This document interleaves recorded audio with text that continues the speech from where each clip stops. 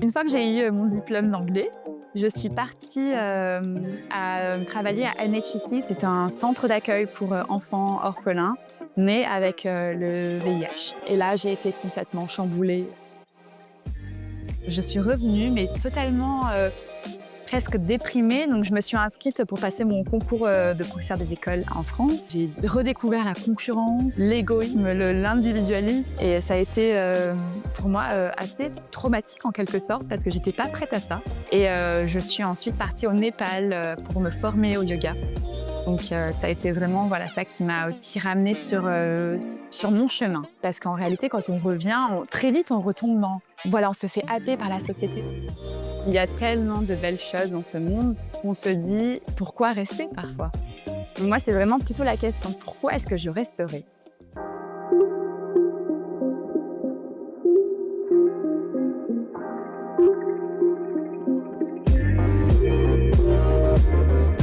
Bonjour et bienvenue, je suis Anne B et tu es sur Storylific, le podcast 100% outdoor. Je te propose de découvrir avec moi des aventuriers, sportifs de haut niveau et autres dévoreurs de vie qui vont te parler de leur parcours inspirant pour réveiller ton envie de vivre tes rêves. Car si eux l'ont fait, toi aussi tu peux le faire, surtout si tu leur piques leurs meilleures astuces. Et simplement en écoutant, tu soutiens déjà la reforestation, car ici, on ambitionne de planter des arbres avec les oreilles. Alors, si ce podcast te plaît, n'hésite surtout pas à le partager avec des amis, ça aide énormément le projet de reforestation qui sous-tend ce podcast. Alors d'avance, je te dis merci.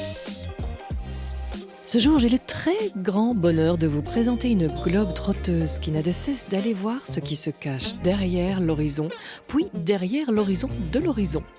Lisa Pistocco. Lisa est pleine de fraîcheur et de jovialité, mais ne vous y trompez pas, elle n'a nullement froid aux yeux. Si une destination lui fait de l'œil, et bien plus encore si elle a du sens pour elle, dans son éternelle quête de l'autre et de soi, mais dans le fond n'est-ce pas la même chose, rien ne l'arrêtera, ni le froid de la Russie profonde, ni l'isolement d'une petite ville gabonaise, ni le voyage solo sur les routes de l'Inde ou du Népal. Je vous propose de la laisser emporter vos oreilles aux quatre coins du globe et dans de belles réflexions, le temps d'un épisode. Celui qui a planté un arbre n'a pas vécu inutilement, dit un proverbe indien. Depuis le début de ce podcast, je rêve de transformer mon projet en forêt et je le fais avec l'ONG Graines de Vie et vos oreilles. Et aujourd'hui, j'ai envie de vous parler de leur programme Une forêt pour ma vie qui vous permet de compenser votre empreinte carbone en plantant des arbres. Graines de Vie propose de planter en votre nom 5760 arbres afin de compenser l'empreinte carbone de votre vie. Comment ça marche ? Un soutien étalé sur le long terme est franchement pas cher puisqu'un arbre ne coûte que 50 centimes grâce à leur approche que vous pouvez découvrir à l'épisode 2 de ce podcast. Ainsi, vous aurez planté votre forêt, mais également de l'espoir, du soutien aux communautés locales, de la solidarité, des abris pour la biodiversité et une belle dose d'inspiration pour que demain reste source d'émerveillement. Je vous mets un lien dans les notes pour découvrir ce projet en partenariat avec Storylific. La prix Nobel de la paix Wangari Maathai a dit « Lorsque nous plantons des arbres, nous plantons les graines de la paix et de l'espoir ». Au vu de l'actualité, cela me parle énormément et j'espère que ça vous parlera aussi. Place à l'épisode. Bonjour Lisa, ça fait très très plaisir de parler avec toi. Merci d'avoir pris contact pour proposer ton histoire qui a l'air absolument passionnante. Alors où es-tu aujourd'hui? Merci déjà à toi, Anne, de me proposer ce créneau-là qui me fait très chaud au cœur parce que j'avais vraiment très envie, très à cœur de pouvoir partager un petit peu mon histoire et je suis ravie de pouvoir le faire avec toi depuis le temps que j'écoute ton podcast. Merci. Ouais, vraiment avec plaisir. Actuellement, je suis rentrée d'Afrique, du coup, il y a le mois dernier, donc très récemment. Et là, je suis en transition chez mes parents qui habitent à Monaco. Donc, je suis née ici. Et je suis vraiment en transition parce que je repars dans quelques semaines. Je pars déménager en Suisse cette fois. Donc, Suisse cette fois, voilà, Suisse, d'accord. un peu plus aux alentours de mes parents. Oui, c'est ça, parce que Voilà. tu as été habituée à beaucoup plus loin, hein. Tu m'as contactée pour me Mm. parler un peu de ton parcours. Je me dis, mais c'est quoi ça? Mais elle bouge, cette jeune dame. Mm. Donc, tu m'as parlé de Russie, de Cambodge, de States, de trek solo, et récemment du Gabon. Donc, on va commencer par... tu vas nous faire ton Mm. parcours, mais pour introduire tout ça, je pense que la question de Valentine va être pertinente, parce que c'est la Mm. première qui lui est venue à l'esprit, et je me la pose aussi. Bonjour Lisa, comment ça se fait que tu as vécu dans tant de pays? Coucou Valentine, je suis ravie de ta question. C'est une très bonne question d'ailleurs. Aujourd'hui même, je ne sais toujours pas pourquoi je suis partie dans autant de pays, mais je sens surtout que c'était mon cœur qui avait besoin d'explorer. Moi, voilà, je suis née à Monaco, donc j'ai été habituée à vraiment beaucoup de sécurité en étant ici. On bougeait pas beaucoup avec mes parents et j'avais envie voilà, de sortir un petit peu de ces frontières pour voir ce qui se cachait dehors. J'avais cette envie de découvrir, mon cœur avait cette envie de découvrir. Bien que moi, finalement, j'avais un petit peu peur parce que mes parents, voilà, ils m'ont vraiment ils m'ont coucounée un petit peu et ils avaient toujours peur pour moi. J'ai dû un petit peu combattre d'ailleurs, cette peur de la société qui me dit: «Mais tu vas où? Qu'est-ce que tu vas faire?» Et c'est vrai que j'avais besoin de partir pour écouter mon cœur, pour ouvrir mon cœur et pour le faire voilà, pour qu'il découvre qu'il y avait autre chose. Et en fait, une fois que je suis partie, ça a été difficile pour moi de revenir, tant il y avait à découvrir. C'est Ah vrai ouais. qu'il y a tellement de belles choses dans ce monde qu'on se dit, «Pourquoi rester?» parfois. Mmh. Moi, c'est vraiment plutôt la question: «Pourquoi est-ce que je resterai?» Ah ouais, l'esprit nomade. Bah voilà, donc il y a pas de raison, il y a pas eu de frustration, juste cette envie de voir ce qu'il y a Mmh, derrière la ligne d'horizon. Extra et donc explique un peu les pays que tu as oui, fait et combien de temps tu y es resté, dans quel cadre tu y as été? Parce que c'est oui. furieusement intéressant. Mmh. Alors, faut savoir que, comme je disais, je suis née à Monaco, donc j'ai vraiment pas eu cette âme du voyageur comme certains enfants peuvent avoir, de par leurs parents qui, les poussent à voyager, qui eux-mêmes sont voyageurs ou aventuriers. Moi, mes parents, voilà, ils sont restés là, ma maman est née à Monaco, mon papa est italien, donc j'ai cette double nationalité un petit peu, qui déjà me titillait un petit peu à me dire: «Beh, tiens, je ne suis pas que d'ici, donc il y a autre chose» et hem et il est vrai que du coup, je suis née en étant en ayant grandi à Monaco, je suis partie à Aix faire mes études comme, voilà, il y avait Aix ou Nice, donc moi je suis partie à Aix et là-bas j'ai rencontré des étrangers, donc j'avais un groupe que d'étrangers. Il y avait, très, très bons copains qui venaient d'Inde, de Finlande, de Chypre, de La Réunion. Moi, c'était le premier contact avec l'autre d'ailleurs en quelque sorte. Mmh. Et en fait, j'ai appris le russe. Donc moi, de base, je me suis dit: «Bon, je vais travailler à Monaco, je vais travailler dans les hôtels à Monaco, je vais parler le russe, ça va être génial» et en fait, voilà, d'avoir rencontré ces étrangers-là qui m'ont poussée à avoir envie de découvrir ce qu'il y avait. Je suis partie en Russie d'abord 1 an, pour travailler dans une école française et valider, ma 3e année de licence et donc je suis partie 1 an, j'avais à peine, 21 ans, je pense 20 ans, même pas 20 ans je devais avoir quand je suis partie en Russie.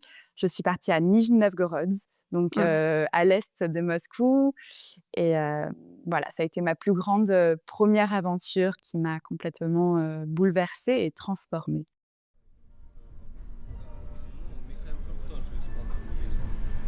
Она не фанат. Она вышла.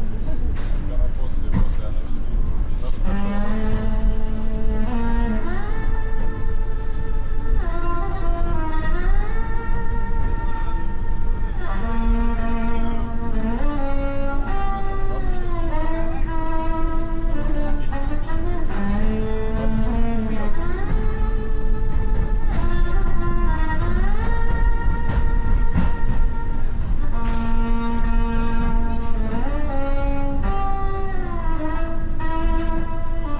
Начинаем с Добрашова со всех сторон.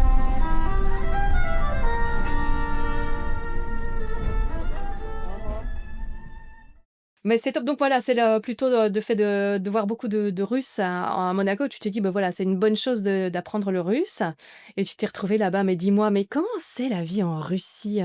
Bah, alors, c'est très drôle parce qu'il faut savoir, je suis arrivée donc en 2016 en Russie. Je me suis dit: «Bon super, je parle, russe», j'ai appris le russe à l'école et en fait, je me suis retrouvée à l'aéroport de Nijni-Novgorod pour commander un taxi et je ne savais même pas commander un taxi Ah et excellent! ouais, ouais, non, vraiment, je suis partie de 0 et tous les panneaux étaient en russe, tout le monde parlait russe, personne parlait vraiment anglais en réalité Et donc, ça a été vraiment ce premier contact-là avec une culture différente, une langue différente, qui m'a complètement mis dans le bain. Donc, vivre en Russie, c'est dépaysant. C'est dépaysant, c'est difficile de répondre à cette question parce que j'ai tellement apprécié cette année-là. Vivre en Russie, c'est complètement vivre dans un autre siècle, en fait, parce que les véhicules ne sont pas pareils, les routes ne sont pas pareilles. Surtout, voilà, encore Nijni-Novgorod, bon, c'est une grande ville de Russie, mais c'est pas Moscou ni Saint-Pétersbourg non plus. Donc, c'est totalement différent, c'est plus petit, c'est un petit peu moins développé aussi. Et il y a 10 ans, c'était encore pire. Donc, voilà. Et en Russie, Qu'est-ce qui te ouais. donnait cette impression d'un autre siècle, hein? Alors, quand je prenais le bus, par exemple, il fallait, c'était des petits bus, mais tout anciens. Il fallait tirer la petite sonnette dans le bus pour faire Ah ouais. arrêter le bus. C'était des vraiment anciens bus. C'était de l'ère soviétique, en quelque sorte, encore, hein. OK. Et, Mmh. et du coup, pareil, j'habitais dans un общежитие. C'était une résidence étudiante, en quelque sorte, pour les Russes. Et à l'entrée, il y avait un petit tourniquet pour monter. C'était les escaliers un petit peu soviétiques, très gris, très froids. Mon étage, on n'avait pas... Voilà, c'était très sommaire. Il y avait une chambre avec une toilette pour l'étage, une cuisine pour l'étage. On était 40, je pense une quarantaine dans l'étage, avec que des Russes. Je me souviens, l'hiver, je mettais du coton entre mes fenêtres pour pas que le froid rentre, tellement il faisait froid. Donc voilà, c'est toute cette chose-là qui donnait vraiment l'impression d'être un peu dans un autre temps, d'être comme je l'avais rêvé au temps des livres que je lisais avant, plus petite. Oh, extraordinaire. Et Mm. alors la cohabitation avec, est-ce qu'il y a eu des habitudes où tu dis: «Ouh là, ah oui, ça se passe comme ça ici, tiens, je change un petit peu»? Oui, alors déjà, il faut savoir que c'était la première cohabitation avec des étrangers. Donc il y avait des Russes dans mon étage, ma voisine était russe. Et il y avait aussi des étrangers, donc chinois, beaucoup de Coréens, des Autrichiens, des Italiens. Donc on était vraiment l'étage des internationaux, en quelque sorte, Ah c'est comme voilà. j'aime dire. Et tout le Mmh. monde a dû s'adapter un petit peu à sa culture, à ses habitudes. Et c'est là aussi où je pense qu'il y a une forme de tolérance qui a dû euh, se développer en moi, cette forme d'acceptation de l'autre, que peut-être je n'avais pas avant et que j'ai vraiment pris plaisir à cultiver en voyant les autres qui faisaient aussi pareil. Donc, Mmh. voilà, j'ai vécu donc avec des Chinois qui qui m'ont appris à comment cuisiner des plats chinois, avec Mmh. des Russes qui me montraient un petit peu la vie russe. J'ai rencontré une fille qui s'appelait Irina et que je salue si elle m'écoute, qui apprenait le français. Qui m'a fait donc aller plusieurs fois, même j'ai passé beaucoup de week-ends dans sa famille en Russie, dans un petit village à Gorodets. Excellent. Donc voilà, on allait pêcher sur le lac glacé, mes cils congelaient l'hiver, j'avais les cheveux qui congelaient. Donc voilà, c'était vraiment ce que je n'avais pas avant, c'était vraiment voilà, cette tolérance de l'autre, cette acceptation de l'autre, cette diversité culturelle qu'il pouvait y avoir et qui est si importante, je trouve. Ouais, ouais, ouais, ouais. Et l'école là-bas, c'était comment alors? Alors, j'étais à l'école à Dzerzhinsk. Dzerzhinsk, c'était voilà, à 1 heure de Nijni-Novgorod. Donc, il faut savoir que pour y aller, déjà, il fallait que je parte très tôt le matin. Une fois sur deux, le bus tombait en panne parce qu'il faisait trop froid. Ah Donc, il y ouais. avait vraiment une fois, par exemple, on voulait ouvrir la porte et la porte restait bloquée parce qu'en fait, il faisait tellement froid que tout congelait. Et il faut savoir que l'hiver, on avait du -28, -30. Donc, on n'est pas forcément, en tant qu'occidentaux, habitués à ce genre de température. Et, et du coup, voilà, donc j'allais à Dzerzhinsk. C'était une école typiquement au style soviétique, donc assez grise, petit bâtiment avec les petites fenêtres rectangulaires. Il y avait un grand panneau avec écrit «Bienvenue» et quand on passait voilà, ce «Bienvenue»-là, de suite, on se sentait presque en France, avec des personnes très accueillantes. Les professeurs m'ont de suite accueillie. J'ai vraiment eu l'impression de faire partie de cette équipe-là. Mais c'était très patriotique aussi. Je me souviens, le matin, on chantait l'hymne russe tous les matins. Il y avait de grands pneus de voitures dans la récréation en guise de cours de récréation. C'était très simple, très modeste, très précaire. Mais finalement, il y avait vraiment cette simplicité-là qui réchauffait nos cœurs et qui nous faisait tous nous réunir. Et voilà, et je me souviens, pareil, il faisait froid. Moi, j'arrivais, je restais en doudoune dans la classe, j'avais froid. Tu t'es acheté une des fameuses toques russes? J'avais une chapka, oui. Voilà. Oui, oui, effectivement. Puis c'était marrant parce que moi, je m'appelle Lisa, donc là-bas, c'est un peu un nom russe, hein, Elisabeth. J'avais les yeux bleus, j'étais blanche de peau, donc je passais un petit peu entre les Russes parfois. Donc oui, avec ma chapka, je faisais très russe. Waouh, quelle expérience! Tu es restée combien de temps là-bas? Je suis restée une année entière. Ah ouais. Et d'ailleurs, c'est marrant parce qu'on me disait, oui, tu verras, l'hiver dure 12 mois. Et je me disais, mais non, c'est pas vrai. Effectivement, on a eu la neige de octobre jusqu'à mi-mai, fin mai presque. Ah Donc ouais. voilà, ce sont de Ah grosses, ouais. voilà, grosses changements de température avec des hivers très froids. Et, voilà, une année entière qui est passée. Et entre-temps, j'ai visité un petit peu de partout en Russie. J'ai fait le transsibérien, j'ai été jusqu'à la frontière de la Mongolie, j'ai traversé une partie du lac Baïkal. На четвертом пути второй платформы продолжается посадка. Скорый поезд 240 следует Москва. На четвертом пути второй платформы. Tu le conseilles, le transsibérien? Oh là là, magique. Magique, mais par contre, il faut parler le russe pour vraiment profiter de cette culture, de cette immersion russe. C'est une immersion, en fait, le transsibérien. Ouais. C'est être au contact Apprendre des le russe, locaux. oui. Oui, voilà. Non, mais Oui, bon, j'ai on pas fait donné à tout tout le ce qu'on monde, hein. peut. Oui, oui, Ouais. oui. Mais effectivement, moi, je me souviens, j'avais rencontré. Moi, je suis partie de Moscou et je suis allée jusqu'à Oulan-Bator et en faisant plein d'étapes. Donc, ce sont Forcément. plusieurs heures de train. euh, Voilà, par exemple, de Yekaterinbourg à Novosibirsk, c'était 36 heures de train de nuit. Donc, forcément, on crée des relations dans le train. Toujours beaucoup de bienveillance, beaucoup de gentillesse. Ouais. Et je me souviens, j'avais parlé avec une dame qui venait de Moscou et qui partait à Vladivostok, pardon, donc à l'autre bout de la Russie, pour acheter une voiture. Ça me Ah paraissait ouais. complètement... voilà, Ouais. il y avait quoi? Il y avait 7 jours de train peut-être pour aller Ah acheter une ouais. voiture. Donc c'est vrai que, voilà, on se dit, C'est pas les mêmes échelles, quoi. c'est pas les mêmes échelles. Il faut savoir qu'on traverse plusieurs fuseaux horaires, justement, hein, quand on est dans le transsibérien.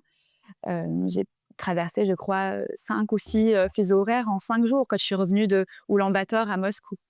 Donc, on est complètement dépaysé par les paysages, mais également par le temps. On n'a plus ce rapport-là au temps. Ouais. On regarde par la Extra. fenêtre, on voit les paysages russes qui passent. Et voilà, le temps s'arrête en quelque sorte. C'était magique comme expérience. Ah ouais, les voyages en train, moi, c'est quelque chose que j'aime beaucoup. Donc, Oui, effectivement. extra comme récit. Et alors, est-ce que tu as perçu la fameuse âme russe Oh dont on oui. parle tellement? Oh Tu là là, confirmes, oui. ce n'est pas un mythe Oui, oui. pour touristes en Non, manque non, de non. folklore. Non, alors, moi, j'ai eu vraiment cette chance-là de pouvoir vivre une expérience russe vraiment très locale, si je puis dire.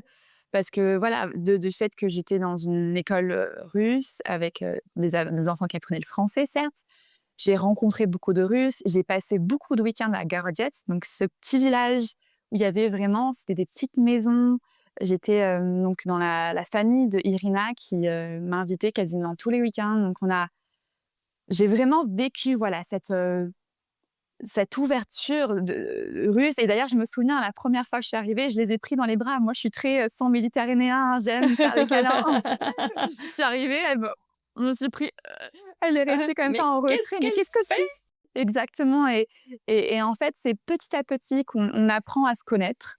Et c'est petit à petit qu'ils ouvrent leur cœur, leurs bras et qui sont d'une gentillesse, d'un accueil vraiment que j'ai rarement vu ailleurs. Mhm. Et donc voilà, je vivais dans cette petite maison à Gurdias le week-end. Euh, on faisait des tchelmini, ce sont des petits raviolis russes, avec Mhm. la maman d'Irina. Je buvais des shots de vodka à 8 heures du matin. Oui, j'allais dire. Voilà. On partait le Ouais. matin faire du ski de fond avec notre petit shot de vodka. On mangeait des petits œufs de poisson, des oignons rouges, et puis on continuait. On partait au banya se faire fouetter avec des petites branches pour se faire pour détoxifier. Et Mhm. donc oui, je pense que je l'ai vraiment perçu. Donc le bagnet, c'est bien, c'est ce genre de sauna. Hein, Oui, exactement, je l'ai voilà. pas spécifié. Oui, c'est Mhm. un sauna russe. Oui, il fait très Ouais. chaud et on a tendance donc à se faire fouetter par des branches de houleau pour Mhm. faire sortir les toxines. Donc ça, la première fois, c'est toujours un peu impressionnant. Ouais, Mais Sophie Planck m'en parlait dans son dernier épisode. On fait ça aussi ah du côté oui, d'Estonie, Lettonie. On n'est pas loin de la voilà, Russie, cette exactement. tradition-là. Voilà. Ouais, Et ouais. après, il faut se jeter dans la neige, dans le très froid. Bien sûr. Voilà. Ah ouais, extra. Ah, quelle belle immersion. Quelles images ils ont de l'Occident, ceux que tu as côtoyés? Je dirais que c'est assez fermé parce que, moi, du temps où j'étais, hein, donc c'était quand même il y a 10 ans, vu que ça a peut-être évolué depuis, il y a pas trop de ils sont assez fermés dans leur petite bulle. Je dirais Mhm.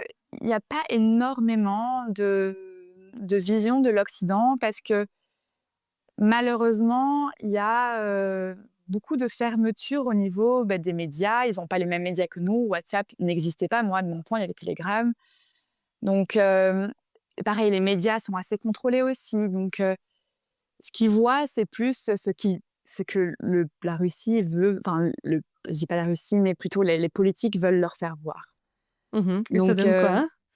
Justement, c'est là que je suis curieuse. oui, c'est plutôt, voilà, c'est sur les courants politiques, notamment, on le voit, hein, c'était plutôt dirigé sur un certain courant. Et donc, c'est vrai qu'il n'y a pas trop de recul, de point de vue objectif et totalement neutre de ce qu'il y a. Donc, ouais, c'était un point qui était assez délicat.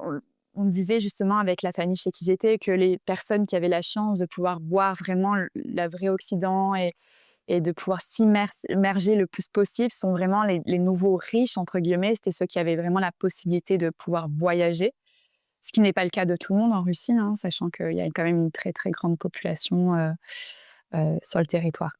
Ouais, Mais, ouais, ouais. Mais du coup, cette vision, ils nous voient comment? Le cliché qu'ils ont. alors, le cliché, c'est la baguette française, hein. Bon, Moi, là, ils n'ont pas ah oui, tort. Bon, voilà. ok, là, ça Non, va. en fait, les stéréotypes sont vraiment les stéréotypes français. Mhm. C'est la Tour Eiffel, c'est la baguette, c'est euh, voilà, les paysages de la Côte d'Azur. Donc, ils adorent la Côte d'Azur, ils adorent les Alpes-Maritimes. Mais voilà, Mhm. c'est plus je dirais une opinion très stéréotypée de ce qui est, D'accord. donc ce qu'on peut vraiment voir au Mais final. pas spécialement négative, quoi. Je veux dire, je me Non, demandais s'il y non, avait un pas du tout. discours, un filtrage Ah qui non, faisait non, qu'on vraiment pas du présentait tout. l'Occident comme un ennemi. Moi, du Un- temps où j'étais et les personnes que j'ai côtoyées, c'est pas du tout le cas. C'était vraiment, il y avait cette curiosité de l'autre, malgré le fait que très peu de Russes parlent anglais et qui sont très peu aussi ouverts à ce qui se passe ailleurs. Il y a des Voilà. films américains qui passent là-bas ou pas du Pas tout? tant que C'est ça, quoi? non, non, non, vraiment, pas tant que ça. C'est assez fermé, c'est assez patriotique. Donc, voilà, après, encore une fois, voilà, s'il y a 10 ans, les temps ont peut-être évolué aussi. Mais c'est vrai que quand j'y étais, moi, j'étais vraiment surprise de voir aussi peu d'ouverture sur le monde occidental, de voir voilà, qu'il n'y avait pas énormément de films qui passaient, pas beaucoup de savoir non plus, hein. C'était vraiment ce qu'ils lisaient dans les médias et puis c'était tout. Donc, Bah, quelque part, c'est la même chose pour nous aussi, hein. oui, Et c'est vrai. on s'en rend pas compte. C'est juste, on dit quoi? Mais attends, c'est ma culture. Enfin, quand on est Exact. baigné dedans, on a l'impression que tout le monde la connaît. Mais comme moi, j'ai l'impression que tout le monde connaît tout de la Belgique, évidemment, ce grand pays. Oui, Non. on mange des frites, d'ailleurs. Ouais, voilà. Mais je pense qu'on en mange plus en France. Mais bon, ça, Ah, je ne mange des moules frites que quand il y a des Français qui viennent en visite. Ils disent, ah, on est en Belgique, il faut faire des moules frites. Je mange que quand j'ai des amis français. Mais c'est très bon, il n'y a pas de Ouais. souci. Mais Ouais. sinon, c'est vrai que mon mari est allemand. Et puis, Mm. il me dit, ah bah tiens, il y a cet acteur-là qui joue dans ce film américain. Je sais qui. Il dit, quoi, tu ne le connais pas? Et on se rend Ouais. compte que vraiment, déjà, par rapport à l'Allemagne, il y a Oui, plein de c'est vrai. coutumes qui passent pas, de cultures qui passent pas du tout d'une langue à l'autre. La, Mm. la langue est une vraie frontière, hein, C'est donc, une vraie frontière et encore plus quand on est dans un pays où, c'est un alphabet différent également. Donc, il y a vraiment je trouve que ça crée un fossé, en fait, un fossé énorme entre, entre justement, la vie que l'on vit nous, dans cette, bulle-là, mais on arrive peut-être à déchiffrer quelques mots, notamment entre, voilà, nous, entre l'Italie, l'Espagne, la France, voilà. Mais c'est vrai que la Russie, c'est complètement à part parce qu'il y a cet alphabet qui est cyrillique. Donc, ça crée vraiment une différence. Et c'est pour ça que je disais, on se croirait vraiment. Moi, j'avais l'impression d'arriver dans un autre siècle, dans une autre vie, d'avoir quelque chose qui était complètement nouveau, en fait. Et avec mes yeux de petite fille de 20 ans, voilà, je découvrais ça. Ah oui, là, toi, pour C'était. ici, tu n'es jamais trop sorti. Enfin, je suppose Voilà. quand même un petit peu, parce que le Roger, c'est Mm. tellement petit que si tu éternues, tu passes la frontière. Mais, Oui, oui, c'est mais, vrai. mais, mais comme premier grand voyage, 1 an et paf, en plein Oui, milieu de nulle part, donc de notre point de vue, c'est quoi, tu dis toi-même que c'est assez petit dans cette grande oui, Russie, on est dans cette déjà à grande l'est Russie. Ouais. de Moscou, tu dis, bon, bah, t'as vraiment pas été tout près, quoi. Donc, Non, ouais, et j'ai vraiment, voilà, un grand amour pour, toutes les personnes qui vivent et qui travaillent malgré tout ce qui se passe aujourd'hui, hein.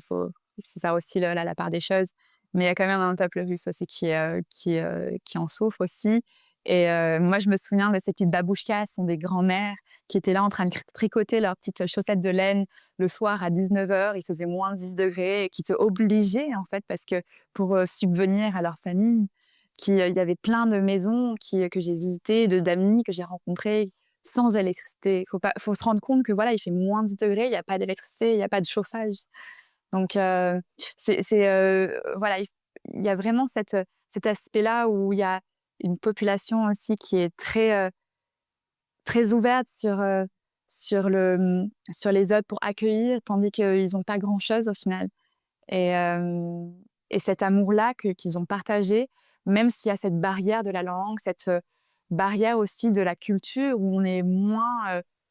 Moi, je suis un peu too much parfois. Je parle avec les mains, j'ai le sourire jusqu'aux oreilles en permanence. Mais c'est vrai que là-bas, voilà, c'était différent, mais j'ai ressenti vraiment leur chaleur dans le cœur. Et voilà, moi, je me souviens de cette grand-mère là, qui travaillait dans les tramways, qui marchait dans les rues. Donc c'est marrant parce qu'il y avait le trottoir et puis il y avait bien 20 centimètres de glace tout le temps. Et on le voyait parfois, le trottoir sous la glace. Et on se dit, waouh! Donc voilà, il y avait vraiment cette. Voilà, moi, c'est j'avais une vraiment une sacrée pensée ambiance. pour ces grands-mères-là qui tricotaient leurs petites chaussettes à 19h le soir, en plein froid. Ah, c'est des sacrées belles images que tu nous partages là. C'est vraiment intéressant. J'ai pas encore eu quelqu'un qui me parlait de la Russie comme ça, donc Ah ouais. c'est vraiment chouette. Ouais, j'avais eu un grand reporter, Jean-François Lagros, qui m'avait été voir les morses vraiment sur le détroit de Bering, mais Euh, côté russe, là, dans une zone qui est militaire, parce que forcément, c'est pas des amis qui sont en face. Donc, il avait bien galéré pour avoir les autorisations pour aller là-bas. Donc, j'avais cette vision-là vraiment d'une Russie très authentique aussi, enfin, ouais. très, très particulière, parce que là-bas, c'est vraiment reculé. Et ils vivent de manière aussi, là aussi, on est dans un autre siècle, mais donc, dans ville, comment ça peut se passer dans une Oui, petite ville russe? C'est vraiment chouette. Bah, merci du partage. avec grand plaisir. Et après, où as-tu été? Tu es revenu un tout petit peu à Monaco pour te dire: «Non, il faut que je reparte» Voilà, ou voilà? exactement. Je suis revenue 1 mois et en fait, ce besoin d'ailleurs, qui m'a rappelée. Donc en fait, après avoir travaillé dans l'école, j'avais vraiment, j'avais toujours eu cette envie de partir en Asie, faire de l'humanitaire, voilà, découvrir un petit peu la vie de l'humanitaire. Moi, faut savoir, je suis maîtresse d'école depuis plusieurs années. J'ai fait mon stage de 4e quand j'étais à l'école, dans une école. J'ai toujours eu cette volonté de partager, de pouvoir transmettre et de recevoir aussi. Et du coup, j'avais envie, après avoir travaillé à Liège, dans cette petite école, de repartir cette fois de façon voilà, tout à fait bénévole Mais je voulais me spécialiser en anglais. Donc, je suis partie aux États-Unis, à San Diego, en Californie, pour apprendre l'anglais. Donc, ça a été vraiment un choc culturel Ah oui, là, après énorme. la Russie, c'est pas mal ça, ouais. C'était énorme. Voilà, j'ai sauté, mais de 10 mètres pour arriver dans une nouvelle culture. J'ai vécu dans une famille en Amérique, donc j'ai vraiment aussi vécu la vie américaine telle qu'elle. Tu Que étais j'ai où beaucoup... exactement? Tu veux bien me redire? Oui, alors j'étais à San Diego et puis j'ai Mmh. fait 3 mois aussi à Santa Barbara. Donc D'accord. j'ai voulu voir un petit peu. Et Mmh. Bref, c'était pas en plein milieu du Texas, non, chez les rednecks. non, Donc non, non, c'était quand mais même un public. non, mais j'étais en vie californienne. C'est voilà. Autant en Russie, on avait appris à ne pas parler pour ne rien dire. Pas voilà, partager quand il fallait partager, pas dans l'hyper débit, dans l'hyper Mmh. voilà, On parler, ne parler, surcommunique parler. pas, quoi, ouais. On ne surcommuniquait pas. Tandis qu'en Amérique, j'arrivais à la poste, Hey my dear, how are you? On me prenait pas dans les bras, je me disais waouh, waouh, waouh, waouh. Oui, oui. Donc j'ai dû me réadapter. Donc vraiment, ça a été un travail de réadaptation, hein, parce que de passer de 2 extrêmes aussi grands, ça a été aussi intense. Je suis passée du froid sibérien à la chaleur, à la liberté, au soleil. Donc il y a eu vraiment 2 extrêmes complètement différents, Est-ce que tu as gardé des culturellement différents. contacts avec, les gens en Amérique, hein? Oui, alors j'ai gardé un contact avec la famille d'accueil chez qui j'étais, qui m'envoie des petites D'accord. photos. Et alors la petite fille que je gardais aussi, elle avait 3-4 ans. Là, elle a bien grandi aussi, donc c'est toujours intéressant. Ah, c'est chouette. Ah, parce qu'on dit toujours qu'en général, les contacts sont beaucoup plus superficiels aux States. Alors je me demandais, toi, autant tu as gardé en Russie, attends. Oui, alors moi, c'est vrai que, alors c'est vrai que c'est pas facile de garder contact avec tout le monde, mais moi, voilà, je crée aussi des relations dans les endroits que je vais pour pouvoir les nourrir et les faire vivre en quelque sorte. J'aime ça, j'aime ce contact humain qui me permet d'évoluer. Pour moi, je dis que la vie, c'est des rencontres et c'est comme ça qu'on apprend, c'est comme ça qu'on se développe, qu'on découvre aussi qui on est. Ouais, tellement. C'est pour ça que c'est important pour moi de voyager parfois avec mes filles, comme on a Oui, déjà fait ah, c'est plusieurs mois. clair, c'est clair. Et donc, comment c'était là? Qu'est-ce qui t'a le plus étonné de la vie là-bas? Ah, je pense que c'était, les magasins. Alors c'est vraiment j'ai cette image-là de ces énormes supermarchés avec, en plus moi j'y étais pendant les fêtes, alors Thanksgiving, il y avait toutes les maisons décorées, les supermarchés qui étaient bondés. Moi qui venais de Nijni-Novgorod où il y avait pas grand-chose, on mangeait beaucoup de patates, de pelmeni, de serniki. Voilà, je me De suis, quoi? De quoi? De quoi? de serniki, ce sont des petites galettes, en mode des petits pancakes, Mmh. salés au fromage avec du caramel à l'intérieur. Ah, Les d'accord. pelmenis, ce sont des petits raviolis. Donc voilà, il y avait vraiment cette alimentation-là. Et là, je retrouve de tout, des gâteaux de multicolores, La surabondance, quoi. voilà, la surabondance. Donc Mmh. il faut trouver son équilibre, je dirais. Mais j'ai vraiment cette image-là de trop de choses, de partout. C'était tout ce que je voulais, il y avait en fait. C'était incroyable. Et, et du coup, en Amérique, voilà, j'ai eu la chance d'habiter à Carpinteria. C'était pas très, très loin de Santa Barbara. Donc, la vie californienne au bord de la plage, c'est vraiment les étendues, les palmiers de je ne sais combien de mètres qui survolaient, qui avec leurs petites feuilles qui volaient avec le vent. Donc, ouais, c'était vraiment la vie californienne. Et tu faisais Euh, quoi là-bas? J'étais dans une école de langue, donc j'apprenais l'anglais. Et donc j'étais avec la famille en même temps qui m'aidait aussi. J'ai fait beaucoup de bénévolat. C'est aussi là où je me suis vraiment développée dans tout ce qui est bénévolat. Je travaillais après mes cours dans une maison de retraite. Euh, j'ai côtoyé les personnes âgées pendant de nombreux mois. J'allais leur faire le vernis, on faisait tea time, on se racontait nos histoires. Et encore une fois, les rencontres. Et je me souviens, j'avais rencontré cette dame qui était tout à fait fascinante. Elle avait une centaine d'années et elle était d'une forme olympique. Et elle me disait, Lisa, souviens-toi toute ta vie. La clé pour une bonne santé, c'est le sport. C'est de faire du yoga, d'aller nager, de rire, de vivre. Mmh.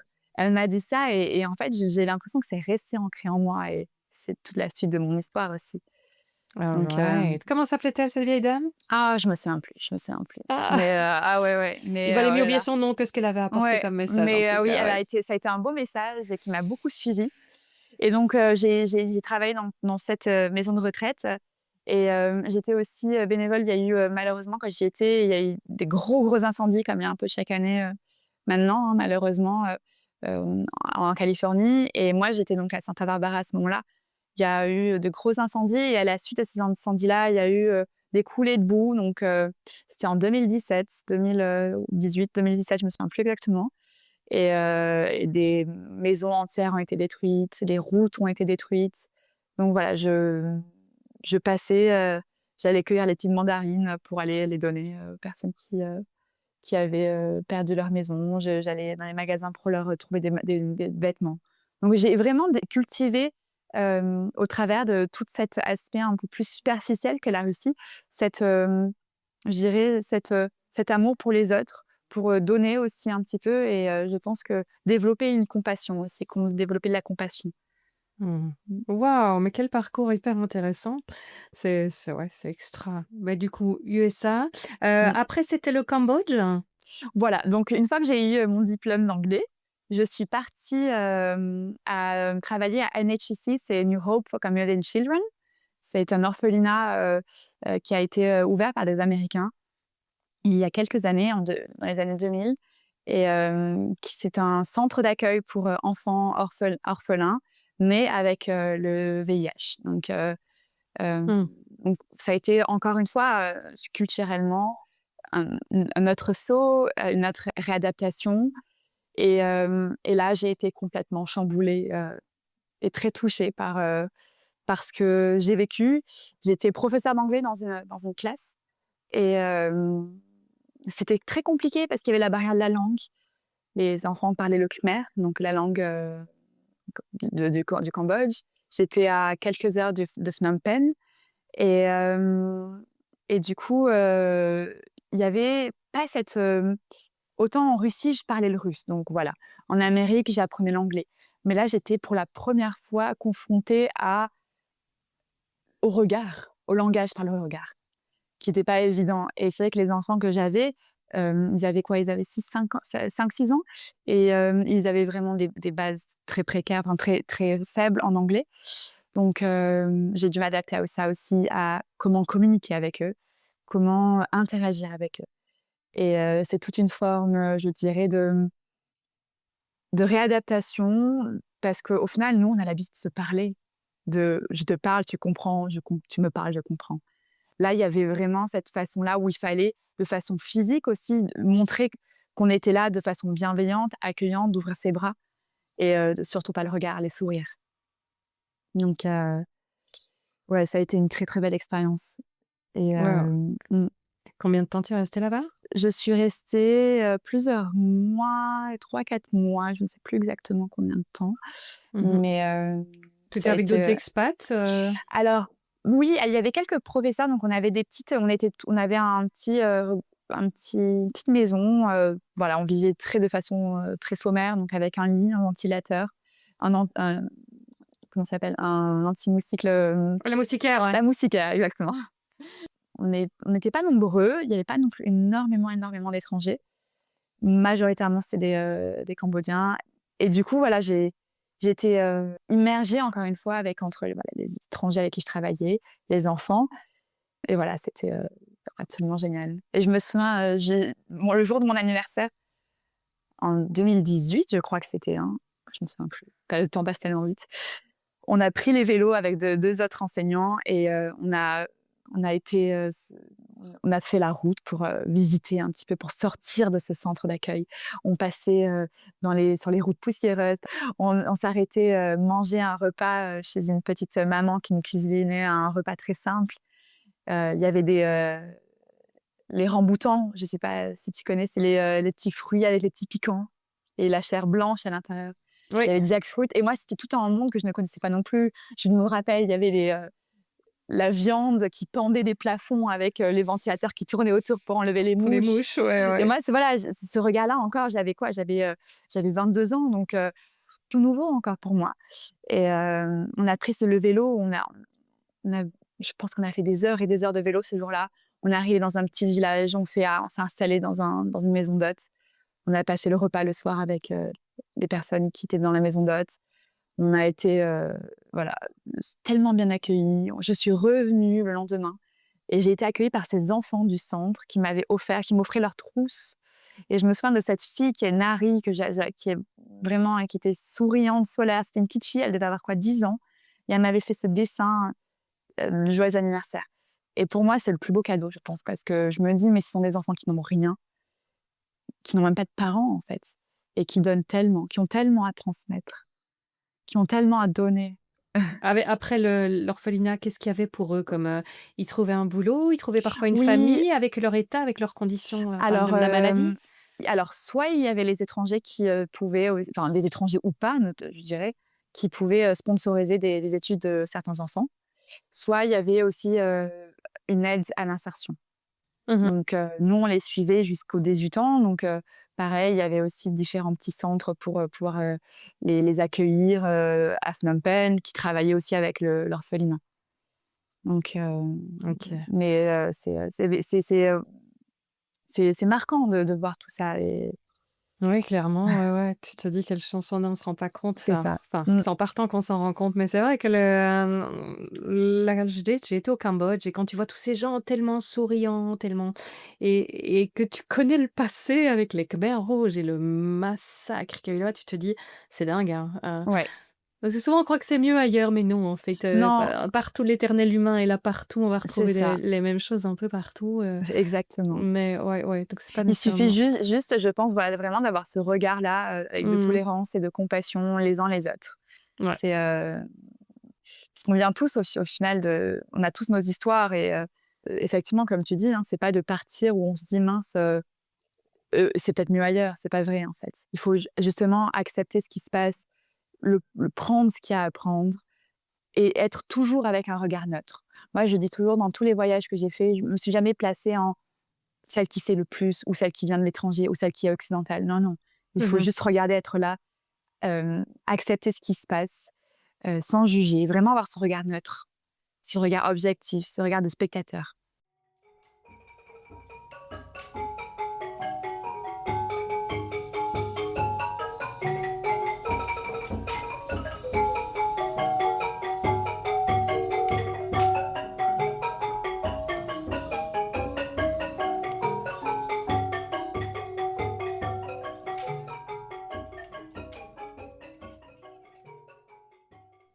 Ouais, ce qui est chouette, c'est qu'après, en plus, tu reviens avec ton regard change. C'est comme si tu avais à nouveau un autre angle. Tu as l'impression que quelque part dans la tête, il y a quelque chose qui se déplace et qui voit les Ouais. choses autrement. Et ça fait beaucoup de. Parfois, quand on revient, on retombe très vite dans ses anciennes habitudes. Ouais, Donc, c'est pas permanent. Donc, il faut cultiver ça, toute cette autre manière de voir les choses. c'est vrai.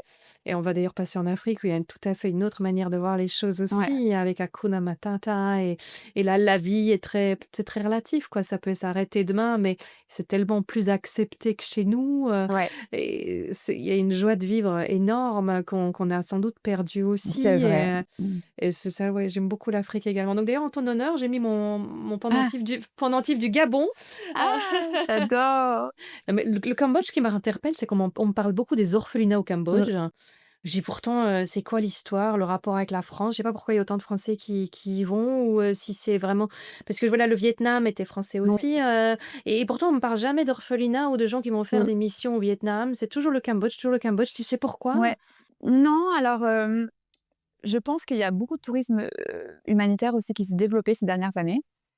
Non, après moi, j'avoue que quand j'y étais, j'ai pas rencontré un seul Français. J'étais pas du tout, Ah voilà. avec, des Français donc Tu n'as pas entendu parler de Pour le sourire d'un enfant, qui est une grosse ah organisation si, si, aussi, si, voilà. si, J'ai si. interviewé 3 copains, ici c'est sorti en juin, qui sont allés Ouais. en 4L de la Belgique jusque Ah là-bas. oui, ouais, Ouais, donc je me dis: «Tiens, mais voilà, on reparle d'orphelinat au Cambodge, c'est tiens». vrai. Ah oui, Ouais. bah, non, alors je sais pas pourquoi, peut-être parce qu'ils arrivent plus à développer aussi, des relations avec, les pays occidentaux, la France. Mmh. Je ne sais pas du tout. Voilà, non, je me dis petite question en Ouais. passant. Et donc, je ne sais pas s'il y a eu d'autres Mmh. expatriations entre tout ça avant d'arriver au Gabon? Mmh. Alors, entre-temps, je suis rentrée d'Asie. Ça a été très difficile de me réacclimater à la France. Tu m'étonnes. Très, très difficile parce que donc je suis partie à 20 ans, je reviens, j'ai 23 ans. Ça fait 3 ans qui se sont écoulés. Ah, 3 Heu, ans là-bas? oui, voilà, Ah ouais! 2 ans. En tout, il y a eu 2 ans, 2 années qui se sont 2 années et demie, je dirais même. Mmh. Et je reviens donc avec vraiment ma naïveté, mon regard sur le monde. Et en fait, moi, j'ai qu'une envie, c'est de partager. C'est de pouvoir transmettre un petit peu mes apprentissages. Parce qu'il y a des apprentissages partout. C'est pas moi qui apprends aux autres dans les orphelinats, c'est eux qui m'apprennent. Et en fait, je suis revenue, mais totalement presque déprimée. Donc, je me suis inscrite pour passer mon concours de professeur des écoles en France. Donc, j'ai préparé mon concours. J'ai été à Aix-en-Provence, je suis retournée à Aix. Je me suis dit, bon, j'ai pas envie de revenir à Monaco. Mais voilà, j'ai redécouvert la concurrence, l'égoïsme, l'individualisme, surtout en passant un concours. Et ça a été pour moi assez traumatique en quelque sorte parce que j'étais pas prête à ça. Donc je me suis vraiment créé mon petit cocon. J'ai commencé à méditer, j'ai fait beaucoup de méditation, commencé à beaucoup faire de yoga. Et je suis ensuite partie au Népal pour me former au yoga. Donc ça a été vraiment voilà ça qui m'a aussi ramenée sur mon chemin, je dirais, et pas m'éparpiller. Parce qu'en réalité, quand on revient, comme tu disais tout à l'heure, très vite, on retombe Se fait happer. Voilà, on se fait happer par la société, on se fait... Et en fait, non, moi, je voulais garder celle que j'étais. L'amour que j'avais pour les autres, pour les voyages, pour les rencontres, pour toujours m'inspirer des autres. Et donc voilà, je suis partie au Népal pendant plusieurs mois aussi. J'ai été dans un Le yoga, monastère. tu l'as très bien appris, hein, parce que j'ai vu quelques petites vidéos là de toi faisant ton yoga. J'ai dit waouh, j'aimerais bien savoir faire comme elle. Non, mais très alors, gracieux. tout le monde part de zéro. Et on est justement. Non, et voilà, j'ai eu cette chance immense de trouver J'ai été dans un monastère à Sarping, dans les montagnes de Katmandou, au Népal, dans un monastère qui est totalement fabuleux, à côtoyer les moines, à méditer le matin à partir de 5 heures du matin, à cultiver la bienveillance, l'amour, la gentillesse. Et à revenir un petit peu à ce côté-là, à se dire, mais oui, en fait, c'est possible de vivre comme ça. C'est possible de garder cette vision du monde.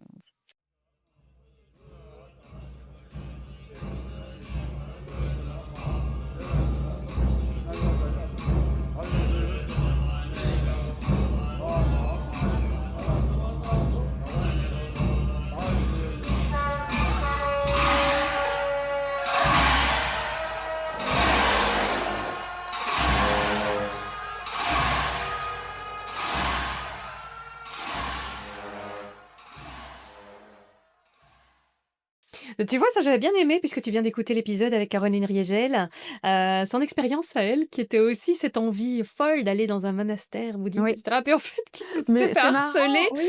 Oui, Ouais. et je dis, mais en fait, c'est chouette parce qu'on a toujours sinon cette vision que c'est tellement bien, c'est tellement mieux ailleurs à nouveau. Mm. Mais je connais des moines ici qui sont extra et on pourrait Mais oui. apprendre la même chose, mais on manque d'ouverture. Quand on Oui. a fait le chemin Ouais. pour aller vers l'ailleurs et l'autre, Mm. on est beaucoup plus ouvert et prêt à recevoir. Ouais. Ouais. Mais là, tu vois, je reviens d'une semaine j'ai fait une méditation en silence à Lyon, c'est pas un monastère, mais c'est un centre de méditation. Et en fait, j'ai passé 7 jours absolument formidables. Donc, j'ai pas besoin de partir à l'autre bout du monde. Parce qu'au final, ça dépend où est-ce les outils que l'on a et la vision et ce qu'on apporte dans son cœur. Donc, en fait, tant qu'on est bien avec soi-même, on est bien de partout. Et ça, c'est avec l'expérience et avec les voyages que j'ai pu le comprendre. Mais effectivement, quand j'ai écouté le podcast avec Caroline, je me suis dit, ah, mais c'est donc on a pas mal de points communs. Oui, effectivement. Mais ça va, toi, tu n'as pas eu de mauvaise expérience à ton monastère, visiblement. C'était plutôt le contraire. Non. Ouais, c'était génial. Cette pratique, cette discipline, en fait, du yoga. On parle beaucoup de yoga, ça s'est beaucoup développé. Hein. J'avais 23 ans quand je suis partie au Népal, 23 ans et demi, 24 peut-être. Donc, j'étais assez jeune et il y avait vraiment cette discipline-là, en fait. Le yoga, c'était pas le yoga occidental, en quelque sorte. Moi, je l'ai vraiment appris de façon très... comme ils le font eux là-bas, avec tout la spiritualité, le bouddhisme, la religion. Et c'est une discipline, voilà, la rigueur. C'est aussi pouvoir avoir des règles dans voilà, la non-violence, la non-dépendance. Et c'est tous ces apprentissages-là qui m'ont absolument happée et qui m'ont donné encore plus envie de découvrir ce monde-là. Ah ouais, mais tu donnes trop envie là, hein. Génial. Et tu es resté combien de temps là-bas, à Népal alors? Je suis pas restée longtemps, j'y suis restée 3 mois, je pense, donc ça a été C'était assez bref. chouette, hein. Oui, oui, oui, Ouais, c'était assez bref, oui, oui et en fait, j'avais, donc avec, le professeur que j'avais, on est partis sur la route pour apprendre la philosophie. Donc on a visité plusieurs villes, du Népal. On est passé notamment, dans le crématorium près de la Gange, où est-ce qu'ils brûlent les corps, à ciel ouvert et en fait, il y a un rapport tellement différent à la mort que nous avons et c'est là où j'adore voyager, c'est ouvrir les points de vue, ouvrir ses yeux à l'ailleurs, à l'autre, à ce qui se passe, voilà, c'est pas forcément mieux, mais il y a cette ouverture du monde qui est incroyable. Mais toi aussi qui as voyagé, tu dois savoir de quoi je parle. ouais, ouais, ouais, tout à fait. Et j'aime beaucoup ce moment où tu es lucide, mais que tu restes émerveillé. Je sais pas si tu veux ce que je veux dire. Tu Oui, n'as pas la naïveté de croire que tout est mieux ailleurs ou que tout est plus beau là-bas ou ceci, cela. Quand tu vois vraiment aussi bien le positif que le négatif, mais que justement tu en es encore plus émerveillé quelque part. oui, complètement. Et du coup, partout. Parce que comme je te Mmh disais, voilà, mh. la fascination pour les monastères bouddhistes, ça reste. Mmh. Mais après, bah, comme disait, quand tu prêtes un petit peu là-bas, bah, tu te dis, oui, bon, oui, il y a beaucoup plus de monde dans les monastères là-bas que dans que ici. Mais tu sais, tous ceux qui viennent prier là-bas, c'est surtout pour avoir du fric en général, qui prient ou pour se faire dire la bonne fortune en Mmh. tirant ça un peu le tarot local. Donc, la foi n'est pas nécessairement Ouais. plus profonde, on va dire. Et c'est pas grave, en fait. Mmh. Mais c'est une fois que Exactement. que tu as passé cette peut-être déception de ta Mmh. naïveté qui croit trouver quelque part, on est toujours un peu en quête d'un idéal, qu'on peut vraiment commencer à savourer Ouais. ce qui est. On ne cherche plus à ce que les gens soient parfaits. Moi aussi, ça m'énerve Mmh. quand on a des leaders d'opinion, des gens qui veulent bien faire et on leur reproche de pas être parfait. J'y mets. Mmh. Mais c'est évident qu'ils peuvent pas être parfaits. Prends ce qu'il y a de bon à prendre et puis permets-leur d'être humains, bon sang pour Ouais. être poli. Et ça, c'est un moment que j'aime vraiment bien. Voir aussi bien la pourriture, la corruption, les passés C'est ça, sordides, exactement. voilà, les abus d'enfants, les trucs qu'on peut trouver dans ces pays-là. Et puis d'un autre côté, la gentillesse, la bonté, la générosité, cette philosophie, cette manière de voir les choses qui enrichit tellement la nôtre. Et ça, je trouve Mmh. que c'est le moment où le voyage devient vraiment porteur. Ouais, mais je pense que tout ça aussi, est possible lorsqu'on est bien avec soi-même. Lorsqu'on s on a les pieds sur terre et qu'on sait qui on est. Mm, Parce mm. que je pense qu'on peut vite aussi déchanter un petit peu et croire que la vie est parfaite ailleurs, en s'imaginant, en se faisant soi-même un monde.